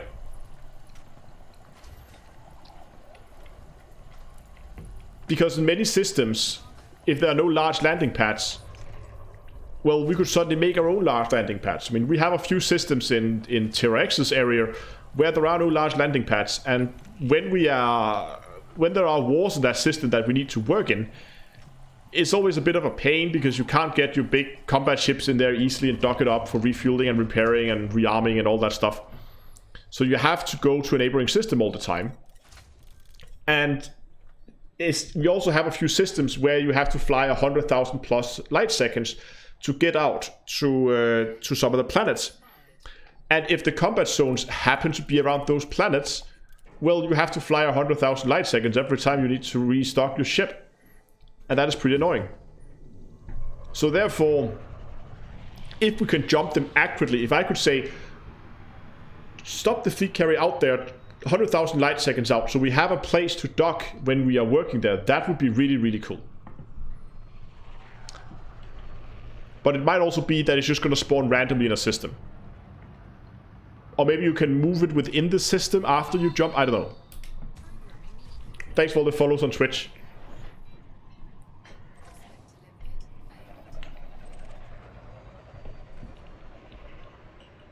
Yeah, I agree. Fleet carriers is definitely an endgame thing. Oh.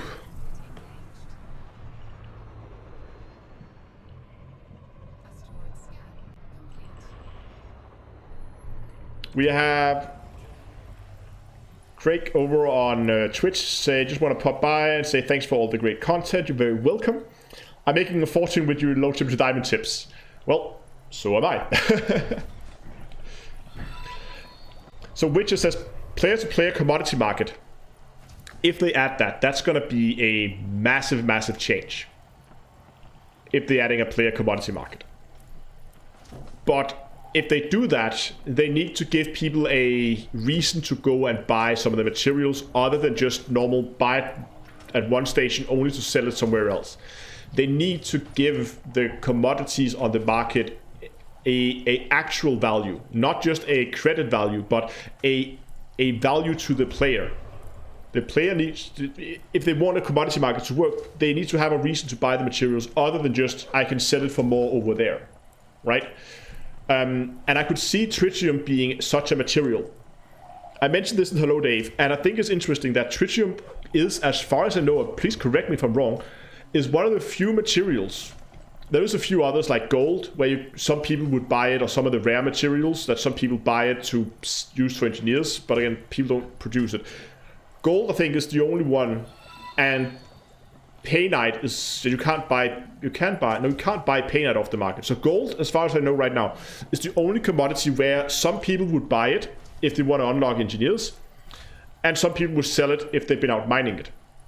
But now we have tritium, which we know from Frontiers is going to be a mineable material. So there's going to be a natural influx. There's going to be some player-generated amount of this.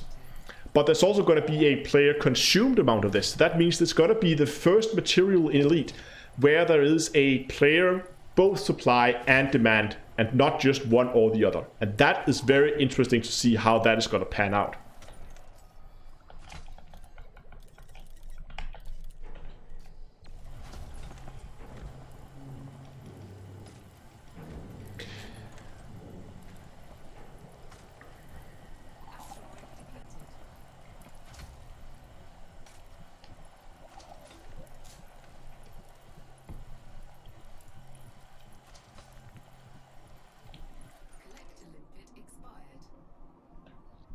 Okay, that rock is done. I'm not really paying attention to my mining at the moment.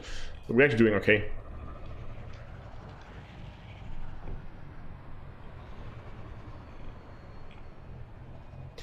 I agree, Brian. I think it will be very, very interesting to see how that plays out.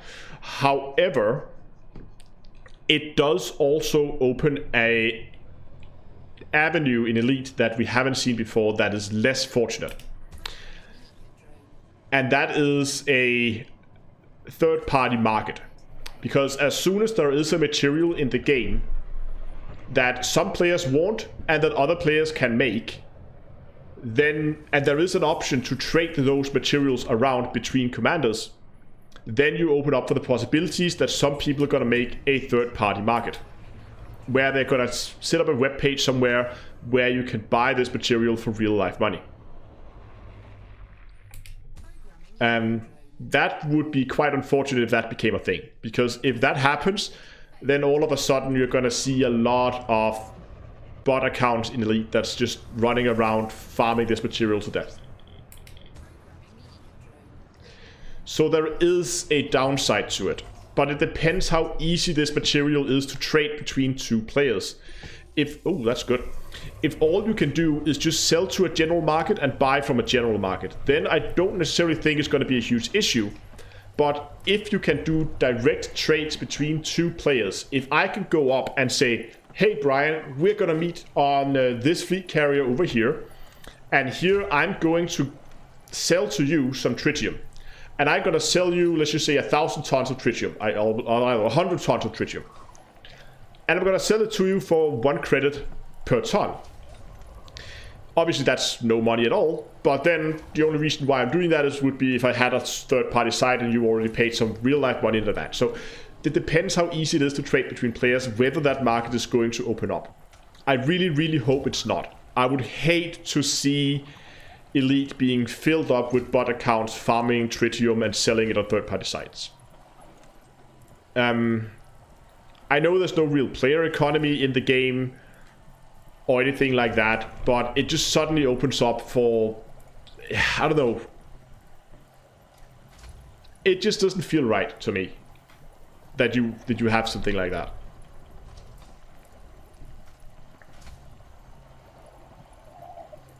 So, and I think that's one of the main reasons why Frontier haven't Arcs can't buy ships yet. I think that's true.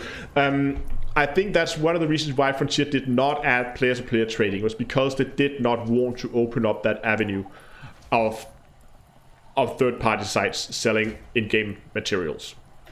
So yeah.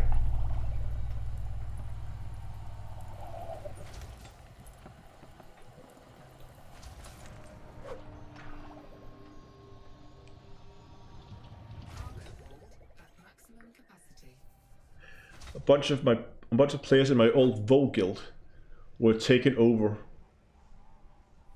for gold farming. It was a real problem. Exactly. I I don't see that doing anything good for a game that you begin to have this third market.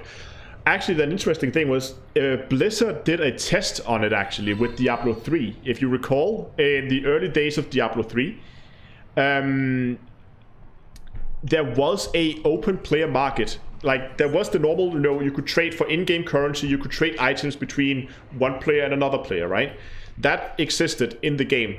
But what Blizzard said, okay, if we have player-to-player trading for in-game currency, then a third-party market will open. So what Blizzard did in the early days was they created the market themselves. They created a market where people could sell items in-game for real money. Oh, I'm really lucky with my rocks right now. Where people could set up their items for sale in-game for a real money asking price. And they would get paid that real money out on their account. So people could actually make legit money from playing the game. They closed that down again. I don't think it worked very well. But Blizzard did a test. They tried it out with having actually a developer-made real money market for in-game items between players. Again, they closed it down, so I have a feeling, I'm not 100% sure what the official statement was, why they closed it, but I have a feeling that it was because there were just too many people like breaking the game and trying to get materials or whatever equipment they could as fast as possible. You can buy and sell playtime for gold. Okay, wow, okay.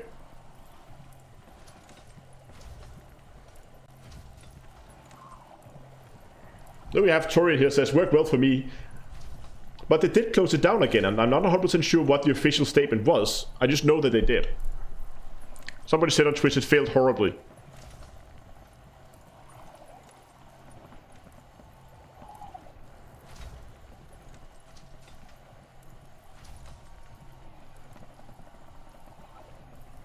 It was changed because the player base hated it. Okay. I don't think that would work very well in Elite, to be honest, either. So far, Frontier has been sticking to the very narrow track of only allowing real money purchases to be for cosmetics items. If we forget about the whole Cobra Mark IV thing, but other than the Cobra Mark IV, there has only been items, only thing you can buy in Elite are cosmetics.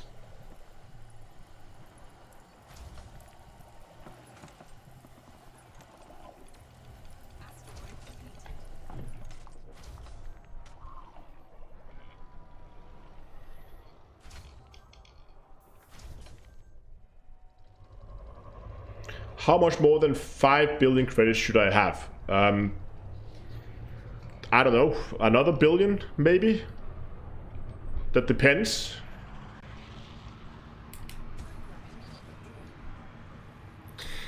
Alexander says over on Twitch that Eve does similar with Plex, doesn't it? But I don't think you can sell a Plex for real money. At least not legit. Or am I wrong? Correct me if I'm wrong, but I don't think you can sell a Plex in Eve for real life money through legitimate means. There might be shady back alley things you can do, for sure. But I don't think there's any way you can do it that you can do it legitimately. And that's the important part, is can you take in-game money and legitimately convert it to real life money?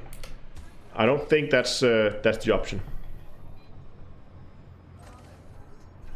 You can't. Okay, somebody says over there that you can't. Great. I also thought so. It would be very unlike CCP, I think, to do something like that. So, yes, you can buy in-game credits, you can buy in-game playtime, or you can... I guess the whole point with Plex was you can either buy playtime, because it's a subscription service even online. You can either buy playtime with real-life money, you get an in-game Plex, which you can then consume and then convert it into playtime, or... Oops. Or you can buy the Plex for in-game money, so you can actually pay for your playtime by just playing the game a lot. Or be very good at it, I guess. And that makes sense. But the other way around, where you can take in-game money and convert it to real-life money, that won't work.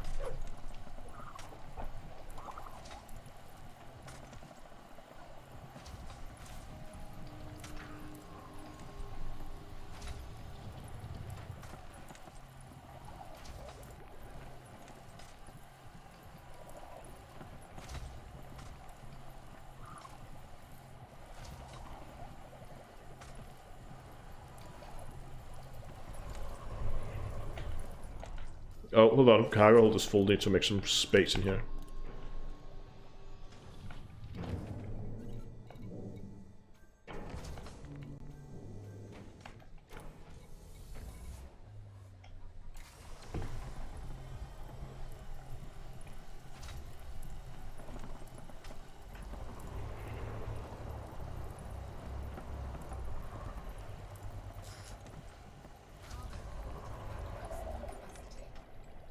Again? Oh. Just bad mining position there. I'm currently mining in Boran, like the rest of Elite. Is 5 2D mining lasers on a Python too many? Yeah, I would say so, yes. I think 3 is sufficient.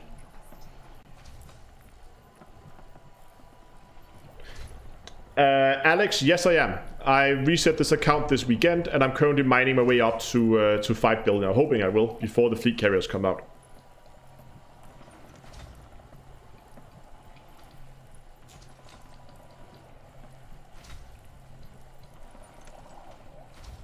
The next ship I'm aiming for is a Python for more mining. But I have a few other steps before I get to the Python, because the Python has a few drawbacks that that needs to be addressed before it's going to be I mean, if I'm going to mine 5 billion credits in a Python, it needs to be comfortable. So there's a few engineering upgrades I need to do, which means I have to unlock a few engineers first. So there's a few additional steps before I get to before I actually get to use it for mining. But more about that when the video series comes out on this. There will be like a full method, like a full video guide, or not guide, like a full video series where I go over and document this whole process. What I did, why I did it, that kind of stuff.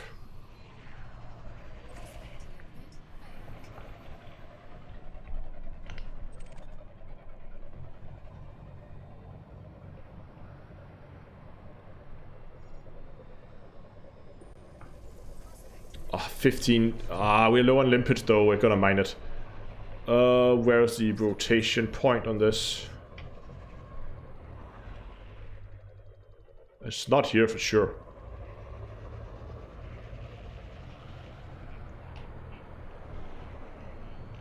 I'm gonna try up here somewhere.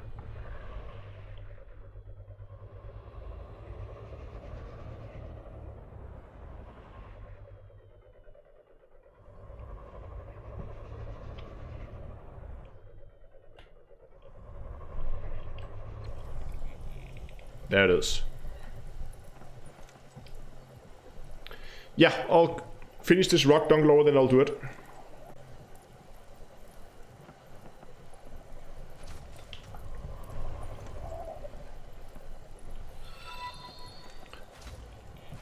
Commander Hyperology, thanks a lot for the follow on Twitch. Having a hard time finding chemical processes. Any tips? If you're looking for any materials, regardless of what it is, what I recommend you do is you head to commanderstoolbox.com. Exactly, there you go. Donglora is way ahead of me. In there's a material finder. You can search up the materials you want and you will get all information about where you need to go. And there will also be, thanks for all the subscription on YouTube and the follow on Twitch behind it that I did manage to catch because of they are stacked now. But thanks anyway.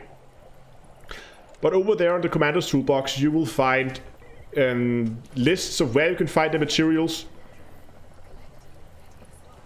And you will... Collect expired? Oh, okay, fair enough. But you will also find where it's available, video guides on how to do that specific method if you are in doubt. Thanks for your subscriptions on YouTube. Why not mine in a wing, or is this a solo series project? I might do some wing mining later, but for now I've been running most of it solo. But I might run in and do some wing mining later on, just because it's more enjoyable.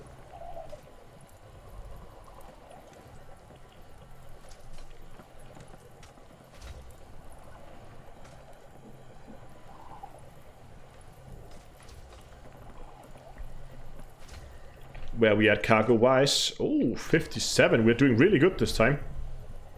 Is the cargo full again? Nope. Well, now it is, I guess. Yes, and wings tend to get messy on stream, and most people who are mining are doing it in pythons, and this ship is significantly slower than a python, has smaller cargo hold, so it just wouldn't be a good match for a python fleet, and I wouldn't ask people to go out and spend time in a ship like this for mining. So if I'm joining wings for mining, then I will probably do it after I get my python sorted out, so I can kind of keep up with a normal mining wing instead of having to constantly be lagging behind, and they have to wait for me and I'll be slowing everybody down.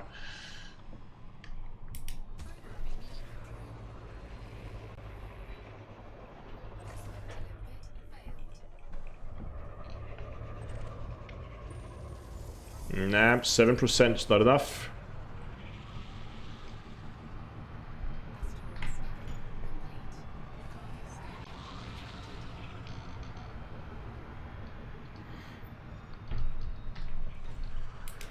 But yeah, when I'm joining, if I'm going to wing mining, I'll probably just join up with some of the guys who run Discord. Again, there's been plenty of mining wings going on over there the last couple of days. So I'll probably hook up with some of those guys for some more effective mining and for that lovely trade dividend. My Dolphin has 64 actually tons of cargo. And as always here, right at the end, when I'm so close to a full cargo, I just hit a bad streak of asteroids. 10-pound donation if I find a 30 plus. Well, there you go, Phil. 36%.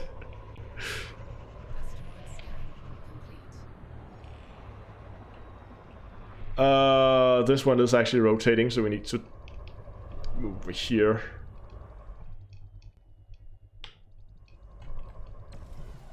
That was very lucky though.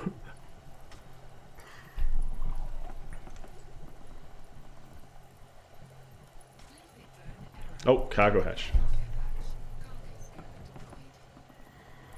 Hello Anton and welcome. New to the channel from Bolivia, welcome.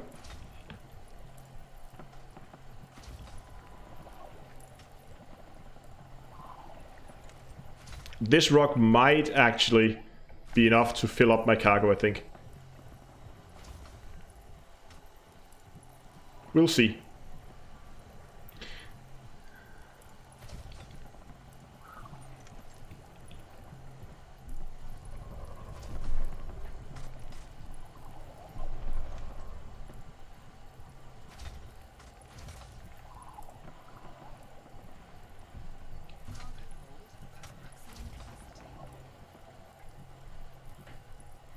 Best resource for mining at the moment is low temperature diamonds.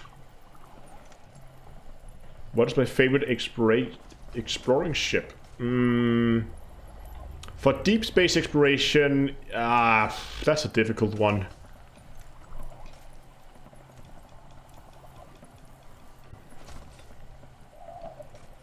Thank you, Phil, with a super chat saying, well, I didn't expect it that quick. RNGesus for the win. Indeed, RNGesus for the win.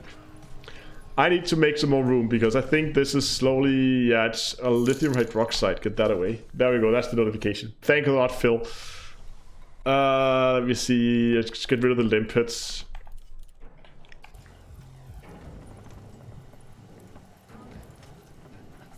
Okay, cargo bay is full. So now we just have to fill up the bins in the refinery.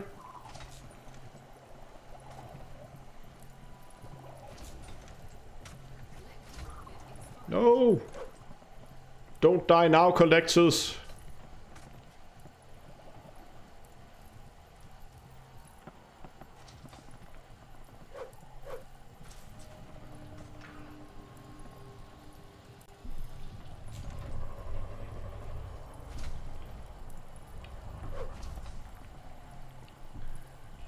With only one active collector at the moment, I could go closer, I think. Hello, demon. So that is full. This one is almost full.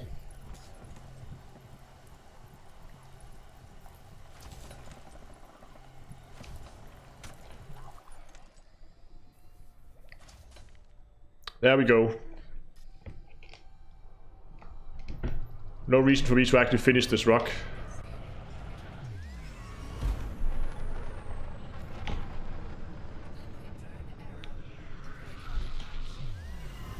Okay, we're just for good measures gotta refresh in Aura just to check that it's still the same system. It is still the same system.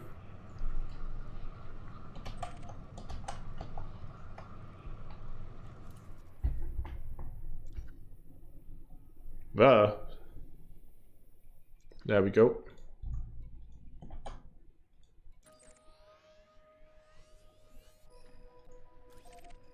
Okay, once again, 2 jumps from being able to go there on a single scoop.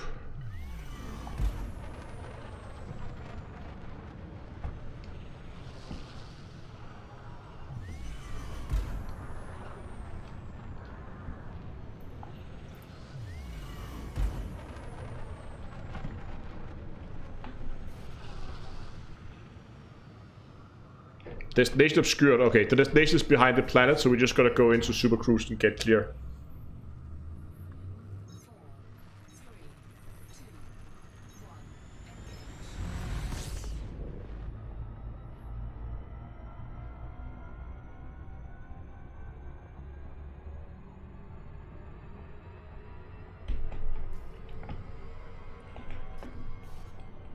Still obscured.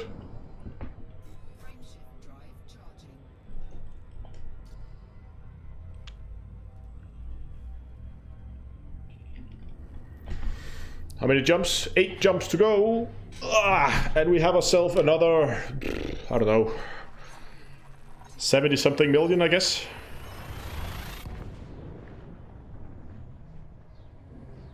So how much do I have? I have 1, 2, 3, 4, 5. I have 69. 69 tons of low temps. At 1.1, so it's around 70 plus another around 77 million.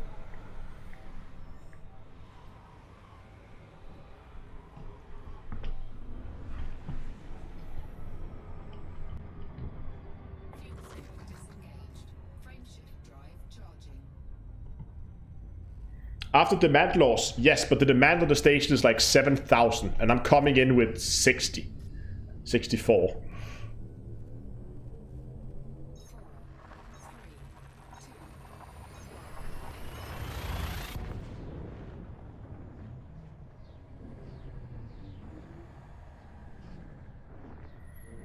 $77 million for how long? I think about an hour.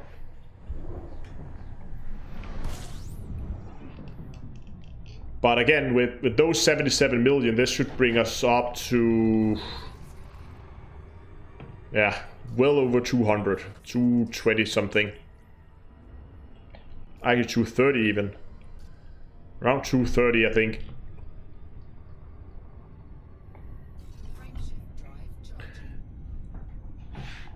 Oh, I need to remember to scoop some fuel along the way.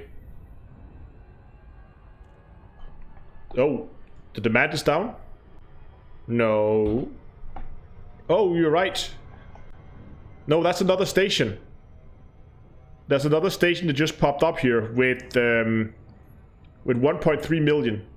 But that's not the system I'm heading to. I'm heading to this system here with 7,000. This one just popped up, yeah. Let's just start that. I still think I'm gonna get better prices here.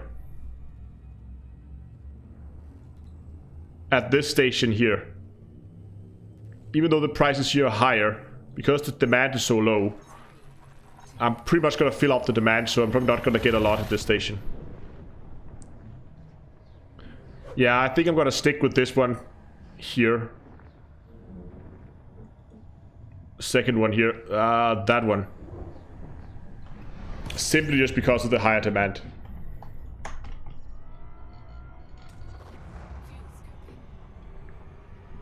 I would still love to figure out the math behind those drop-offs. How that worked.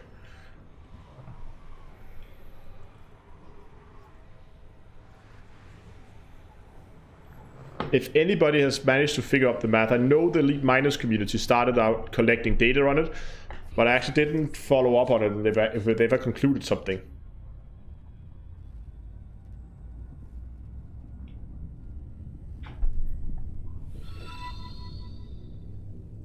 How do I switch to Inara so fast? Alt, tap, Inara. Alt, tap, Elite. Alt, tap, Alt, tap, Alt, tap, Alt, tap, Alt, tap, Alt, tap.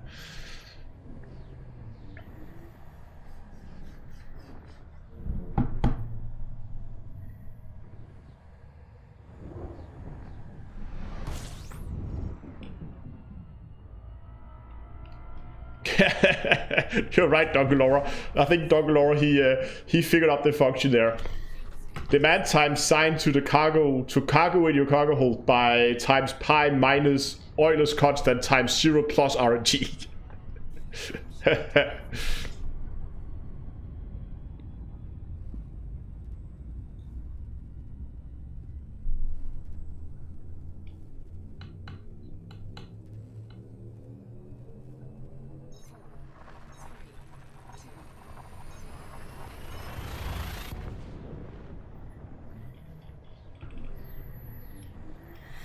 Okay, so this live stream is going to be about 2 hours. So we're about 2 hours into the live stream now.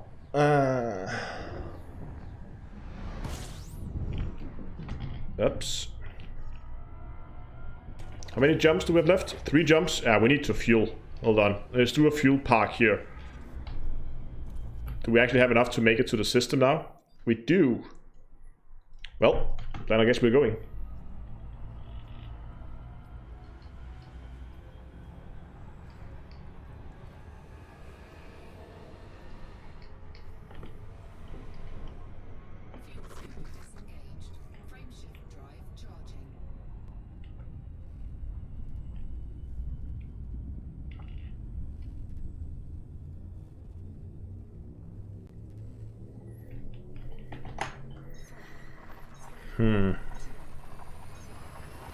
See, this was the station that was yesterday was selling it for 1.7. It's now down to, it's almost dropped to like half price.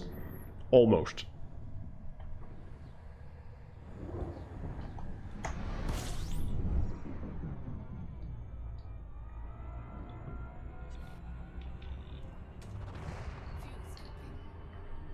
What's my setup? Could this be? I would not recommend mirroring this setup onto anything at all. This is just a temporary build I used just to get enough money to buy a Python.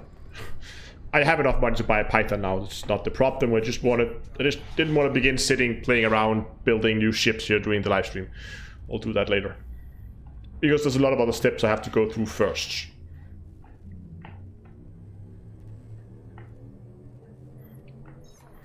Nate asks, is this stream about going from start to 5 billion? Yes, it is.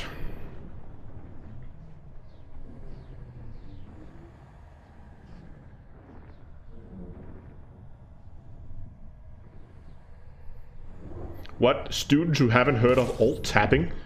That's like the first thing you need to learn as a student. That's how you alt tap. That alt tap skill needs to be absolutely prime.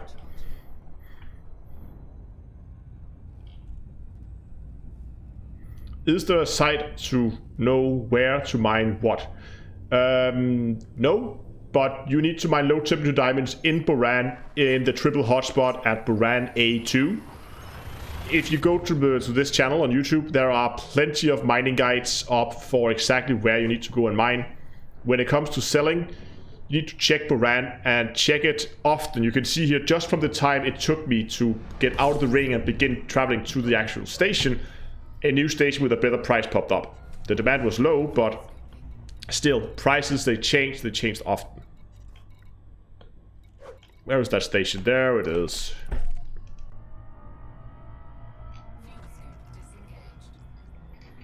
You can see Nara even faster with 2 screens. That is true, but the other screen is currently taken up by chat. So if I have to watch an hour on that screen, I can't see you guys, what you're writing.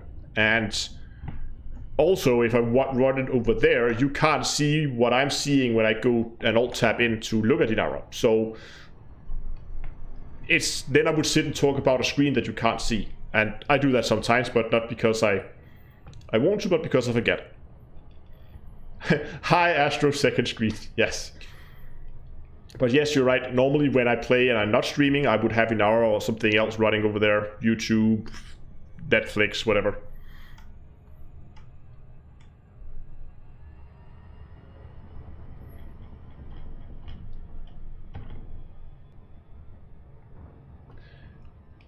Yes, people ask, wait, 5 billion, that's the price? Fleet carriers is gonna be 5 billion credits, that's correct.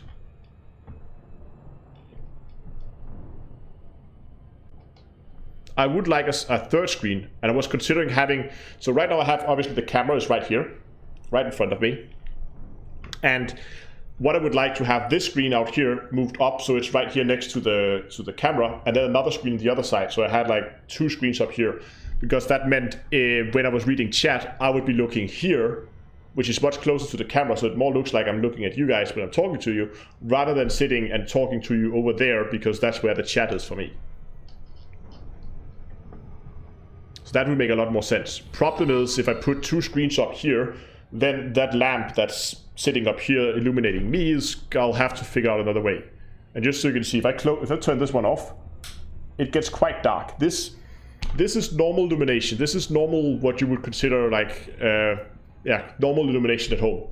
The screen behind me is obviously illuminated as well with these lamps here, but I would need room for this one as well. There we go. So I really turned down the sensitivity on the camera so that I don't, like, I could get a cleaner image on it by lowering the gain.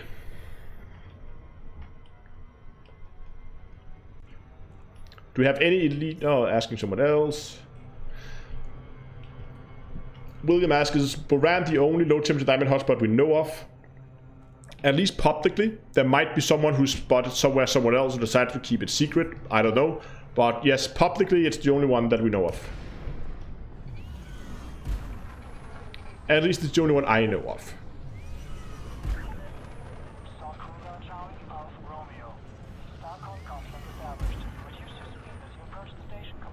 What is it with people and asking if I'm playing it open today? Why is that so interesting? Permission authorized. Prep for arrival on landing pad 04. Thanks for the follow on Twitch.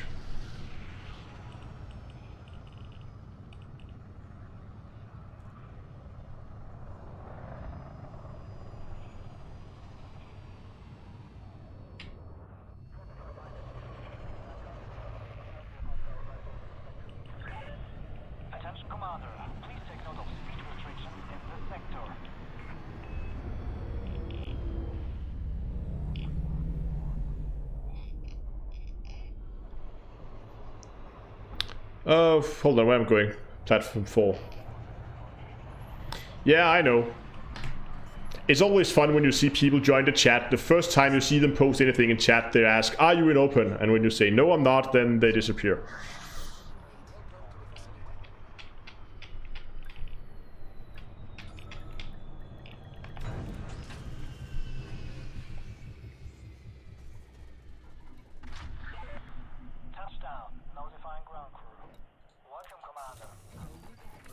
Okay, let's sell some low temperature diamonds. Nice, I like that.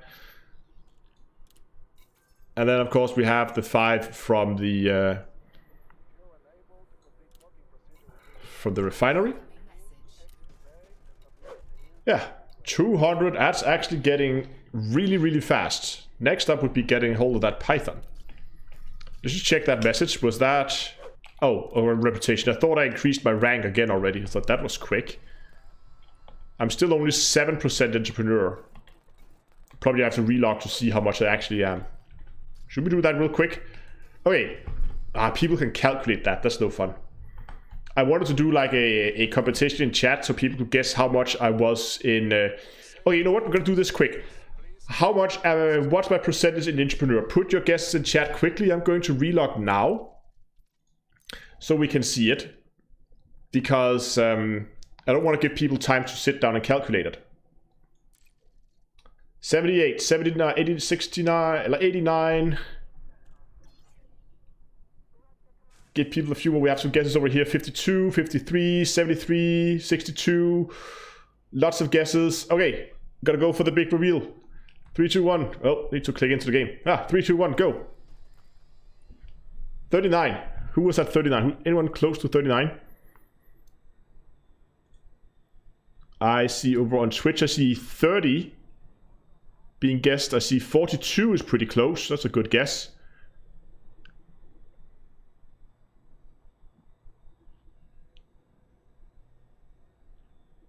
I think that's one of the closest ones. There might be some closer. Sorry if I missed those. And there comes the 32. Yeah, 32 was really close as well. That's okay. So I got, what, 32% on a single run. And I got about 3 times as much in my... So that pretty much means selling a Python full of low temperature diamonds at the current prices is going to give you a full entrepreneur rank. That's pretty good.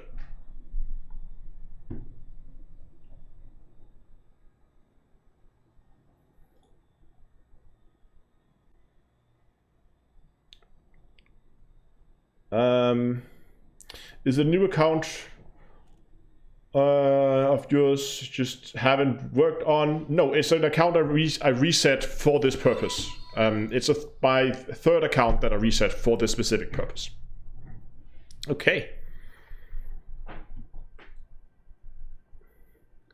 Buy the Python now? No, because I need to buy the Python in Lee Young Rue space, and before I buy the Python, I need to do some engineering unlocks and all kinds of other stuff. So, was it an account with 12 billion on it? No. I still have my main account, which is currently sitting at 14 billion. Then I have my Colonia alt, which is currently somewhere in deep space between the bubble and Colonia. And then I have this account, which has been reset multiple times. I reset that whenever I need a new a clean save to try something out in early game. I do need engineering, and that's probably one of the next steps. Because I'm not sure about the ship. I was considering getting another ship than the Python and accepting that it wouldn't be as good as the Python. But then maybe where I wouldn't necessarily have to go and engineer it. But I don't know yet. I'll wait and see what I can come up with. I really want a Python though, because it's a good mining ship. But it needs engineering before it's good.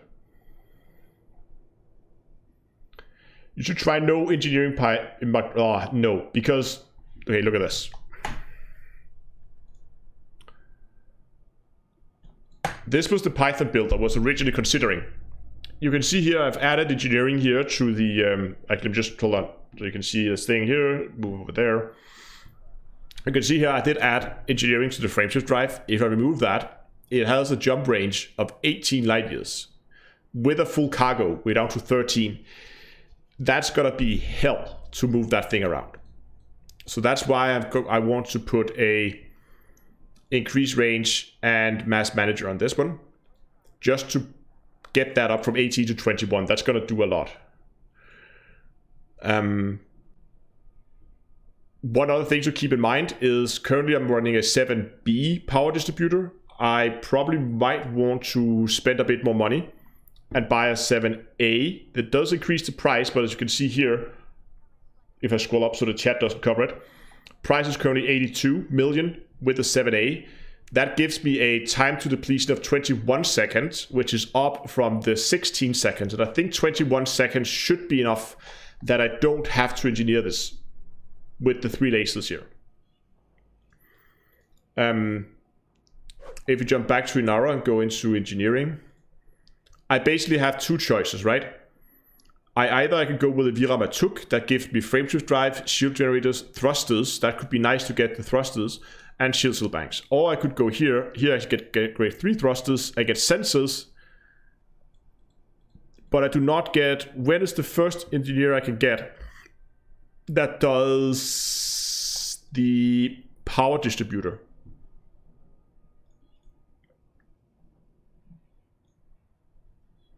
The Dweller does it. The Dweller, he's pretty early. So, yeah, okay, he's right there, of course. So I could consider unlocking the Dweller as well. So I'm probably gonna get Farseer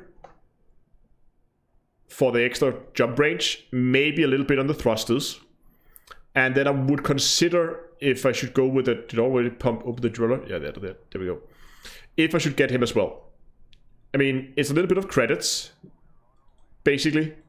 And I need to trade with 5 black markets. And that's pretty much it. So it's pretty straightforward to get the Dweller up. Or get him unlocked. And the same with Farseer is not too bad. Exploration rank Scout, relatively quick to get that as well. Unit of Meta Alloy, not a problem. And then Farseer. Then of course I need the materials for it as well. So there is a little bit of unlocking here that I'm not really sure about the Dweller. I'm a little bit, meh. Can I live with 21 seconds? Actually, is someone in chat mining? I assume someone in chat is mining right now. If you're in a Python, if you have 3 medium-sized lasers in a Python, can you do a time for me to figure out how much time does it actually take to complete a rock with 3 medium-sized lasers? Just a quick, like, get a stopwatch on your phone or something. Okay, we got someone on Twitch who's on it right now. Seems to be mining in a Python with this exact laser setup. Yeah, because I just want to know if I can do this in if it's less than 21 seconds. And I know that different numbers of fragments, but it should be a good guesstimate. If it's less than 21 seconds, it's less than 15 seconds. Okay. I mean, I feel like it was pretty short when I was using my Python. It was doing that really quickly, to be honest.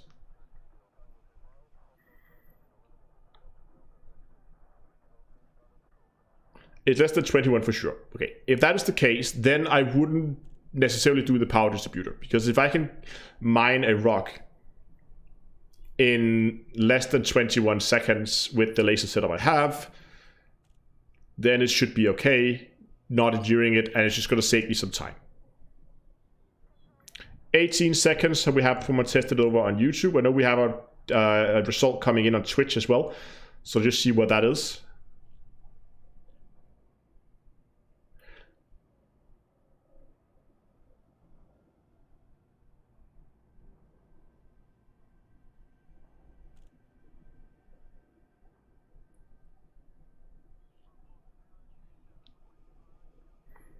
Okay, we have someone depleting. It's like 15 and 18 seconds. Yes, Craig, if you're looking for very good fight materials, it's the Commander's Toolbox, and Donglord just posted it. Okay, so it definitely seems like 21 seconds is within what we're looking for here. So that's fine, so we don't have to engineer that. We can just make do with a class 7 power distributor.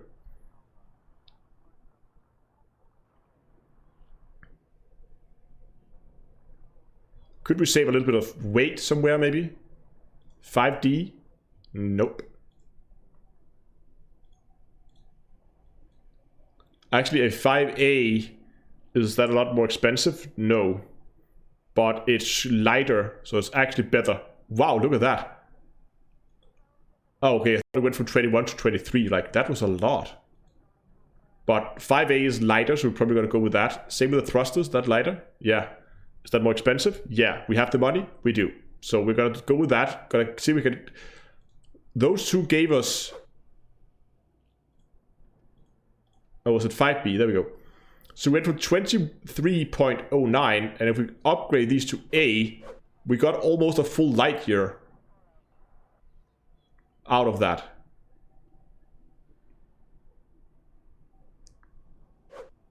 That's pretty good.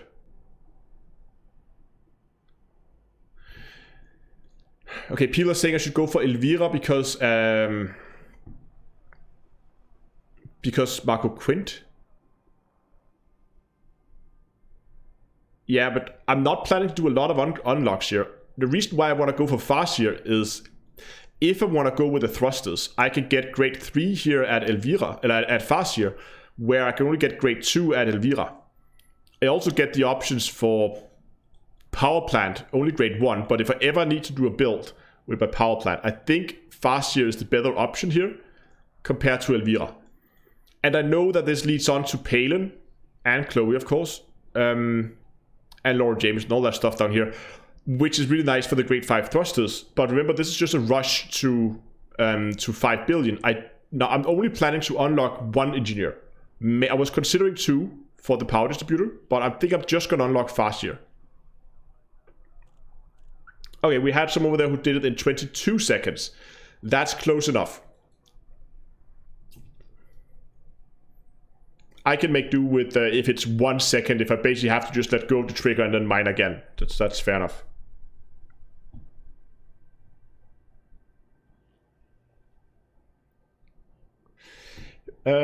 Yes, you're right.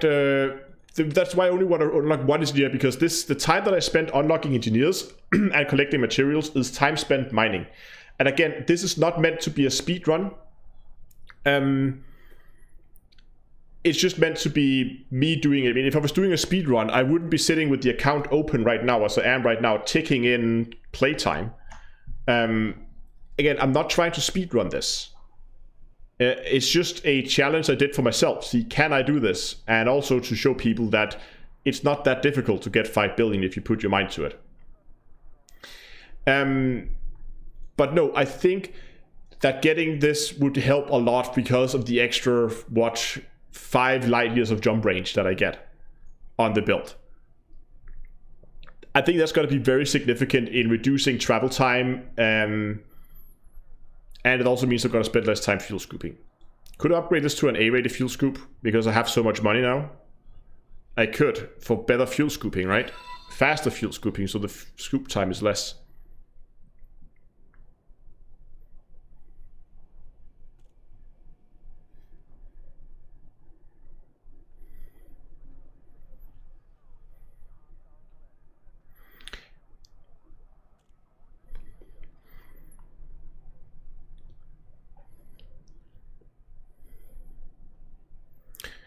Interesting, actually. Hold on. Now we're getting yeah, I'm getting sidetracked. Give me a second. What if we just build a mining anaconda? Because that should naturally have a much better jump range. And without that extra money that I have now, it shouldn't be a problem.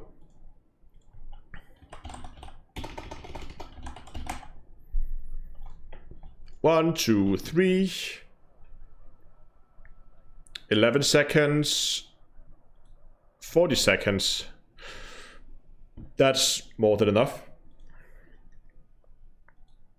21. 7A should do it.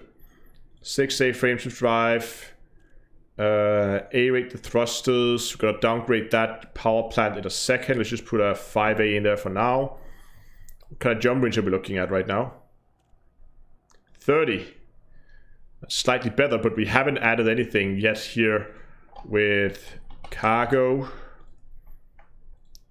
and cargo. Let's just start from the bottom here, where we're gonna need a we're gonna need a surface scanner. We're gonna need a refinery. We're gonna need a click. Gonna need a prospect 3A prospector. Yes. This one's restricted.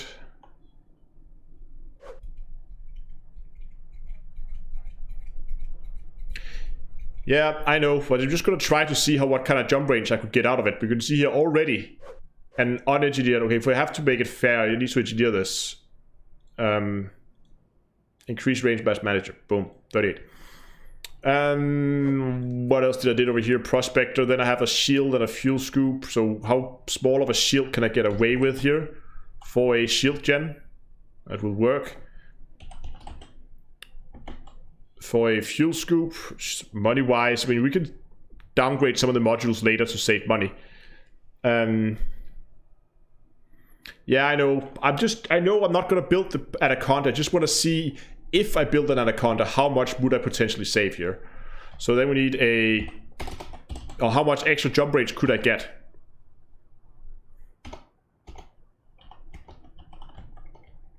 Why can't it find collector? Oh, it's restricted. Here we go. 1, 2, 3, 4, 9, and then the rest here would be cargo. Giving us a total of 320 tons. And a jump range laden of 30.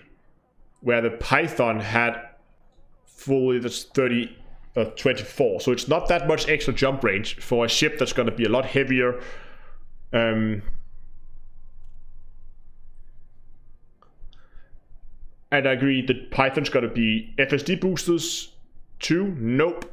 I don't want to spend time unlocking FSD boosters. One cargo for more collectors. But then we're down to like, why even bother with an Anaconda if you only have 256 compared to the 192 over here? I mean, such a small increase in cargo. And yes, you get a little bit extra cargo. You get more collectors, a lot more collectors. But I don't think we're going to need, 12? That's going to be overkill. I would go with that setup there. But even that, first of all, we actually do 50-36 with the discount at the Young Roo Space. I think would be okay. I'm gonna go with the Python. I think it's gonna be much more enjoyable and than flying this big, heavy lumbering thing. Yeah, but I don't really need the yaw rate that much. Is it really better on the Anaconda?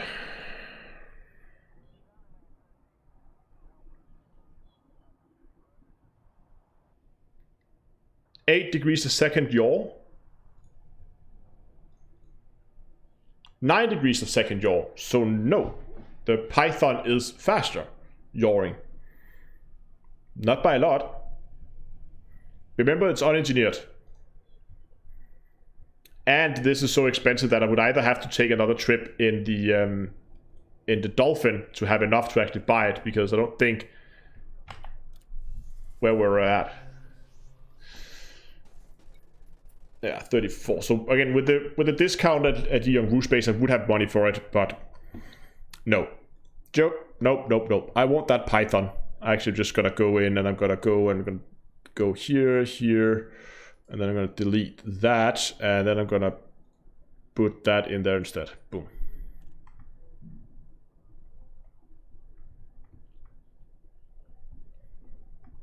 Anyway. Should we just for fun, because people are suggesting it in chat, have a look at what something like a Type 9 could do? Just exact same setup here. We're not going to do anything fancy. 1, 2, 3 mining lasers, 6A, lightweight, that one, that one goes there, big thrusters. We could probably save a little bit on the power plant here, actually, forgot to do that. Oh, it's actually too small. We have to increase the size to 6A. Can we go with a 6D? No, we can't. We have to go 6A. Dropping our jump range a little bit. Okay, let's see this one here. Let's get rid of all this stuff. All the stuff here. Power plant 6A to start with. We're going to have a surface scanner. We're going to have a 1A prospector. We're going to have a refinery. We're gonna have a can I fit a shield here? Shield cell banks. No, I need to fit the come on. I need to fit the fuel scoop there, and hopefully I can have the shield. How big a shield do I need for this? For this to actually fly? Shield range 5A is the smallest I can fit. Okay. Fair enough, that's annoying. Then collector, 3A collector there and there. Here we're gonna fit some cargo in this and this slot. And what if we fit a collector as 7A, so we get 4. 8 collectors in total, and then we have,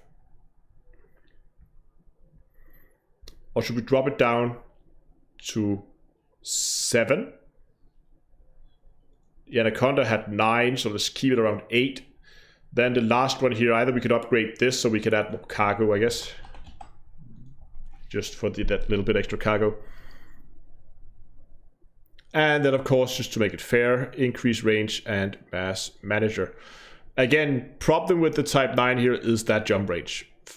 I know it has a lot more cargo than the Anaconda, so it's not really a fair comparison. But this would be something like this I would build if I were to build it. It's not that expensive.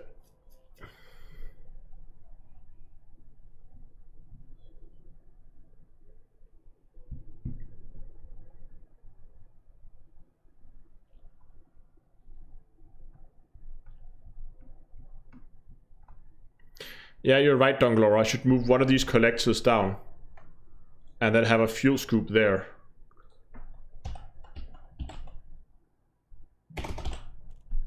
For a fuel scoop step. Okay. But doesn't change anything. It still means that it has this horrible jump range of 19 light years with a full cargo.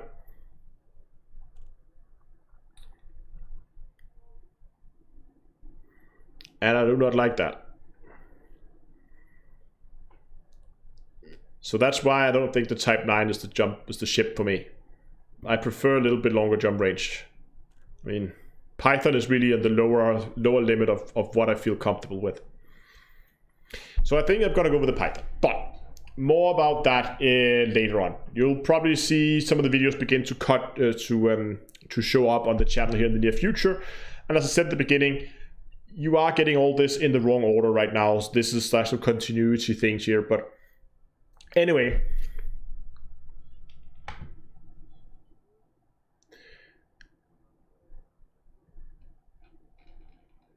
what can you get out of a clipper? Yeah, I could get something out of a clipper, but the problem is that I would have to go and unlock the clipper first for an unengineered one, almost unengineered. But yeah.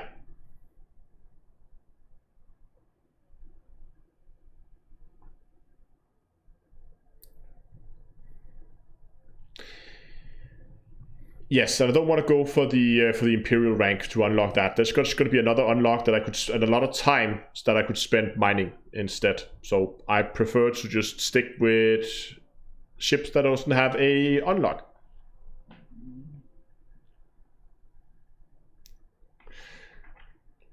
Yeah, you're right, Dongro, and also the bulk cell tax is higher because I'm gonna get to the station slower and I'm gonna get hit harder by the bulk cell tax and stuff. So no, Type 9 is not for me. Anyway, guys, I'm gonna call it for today.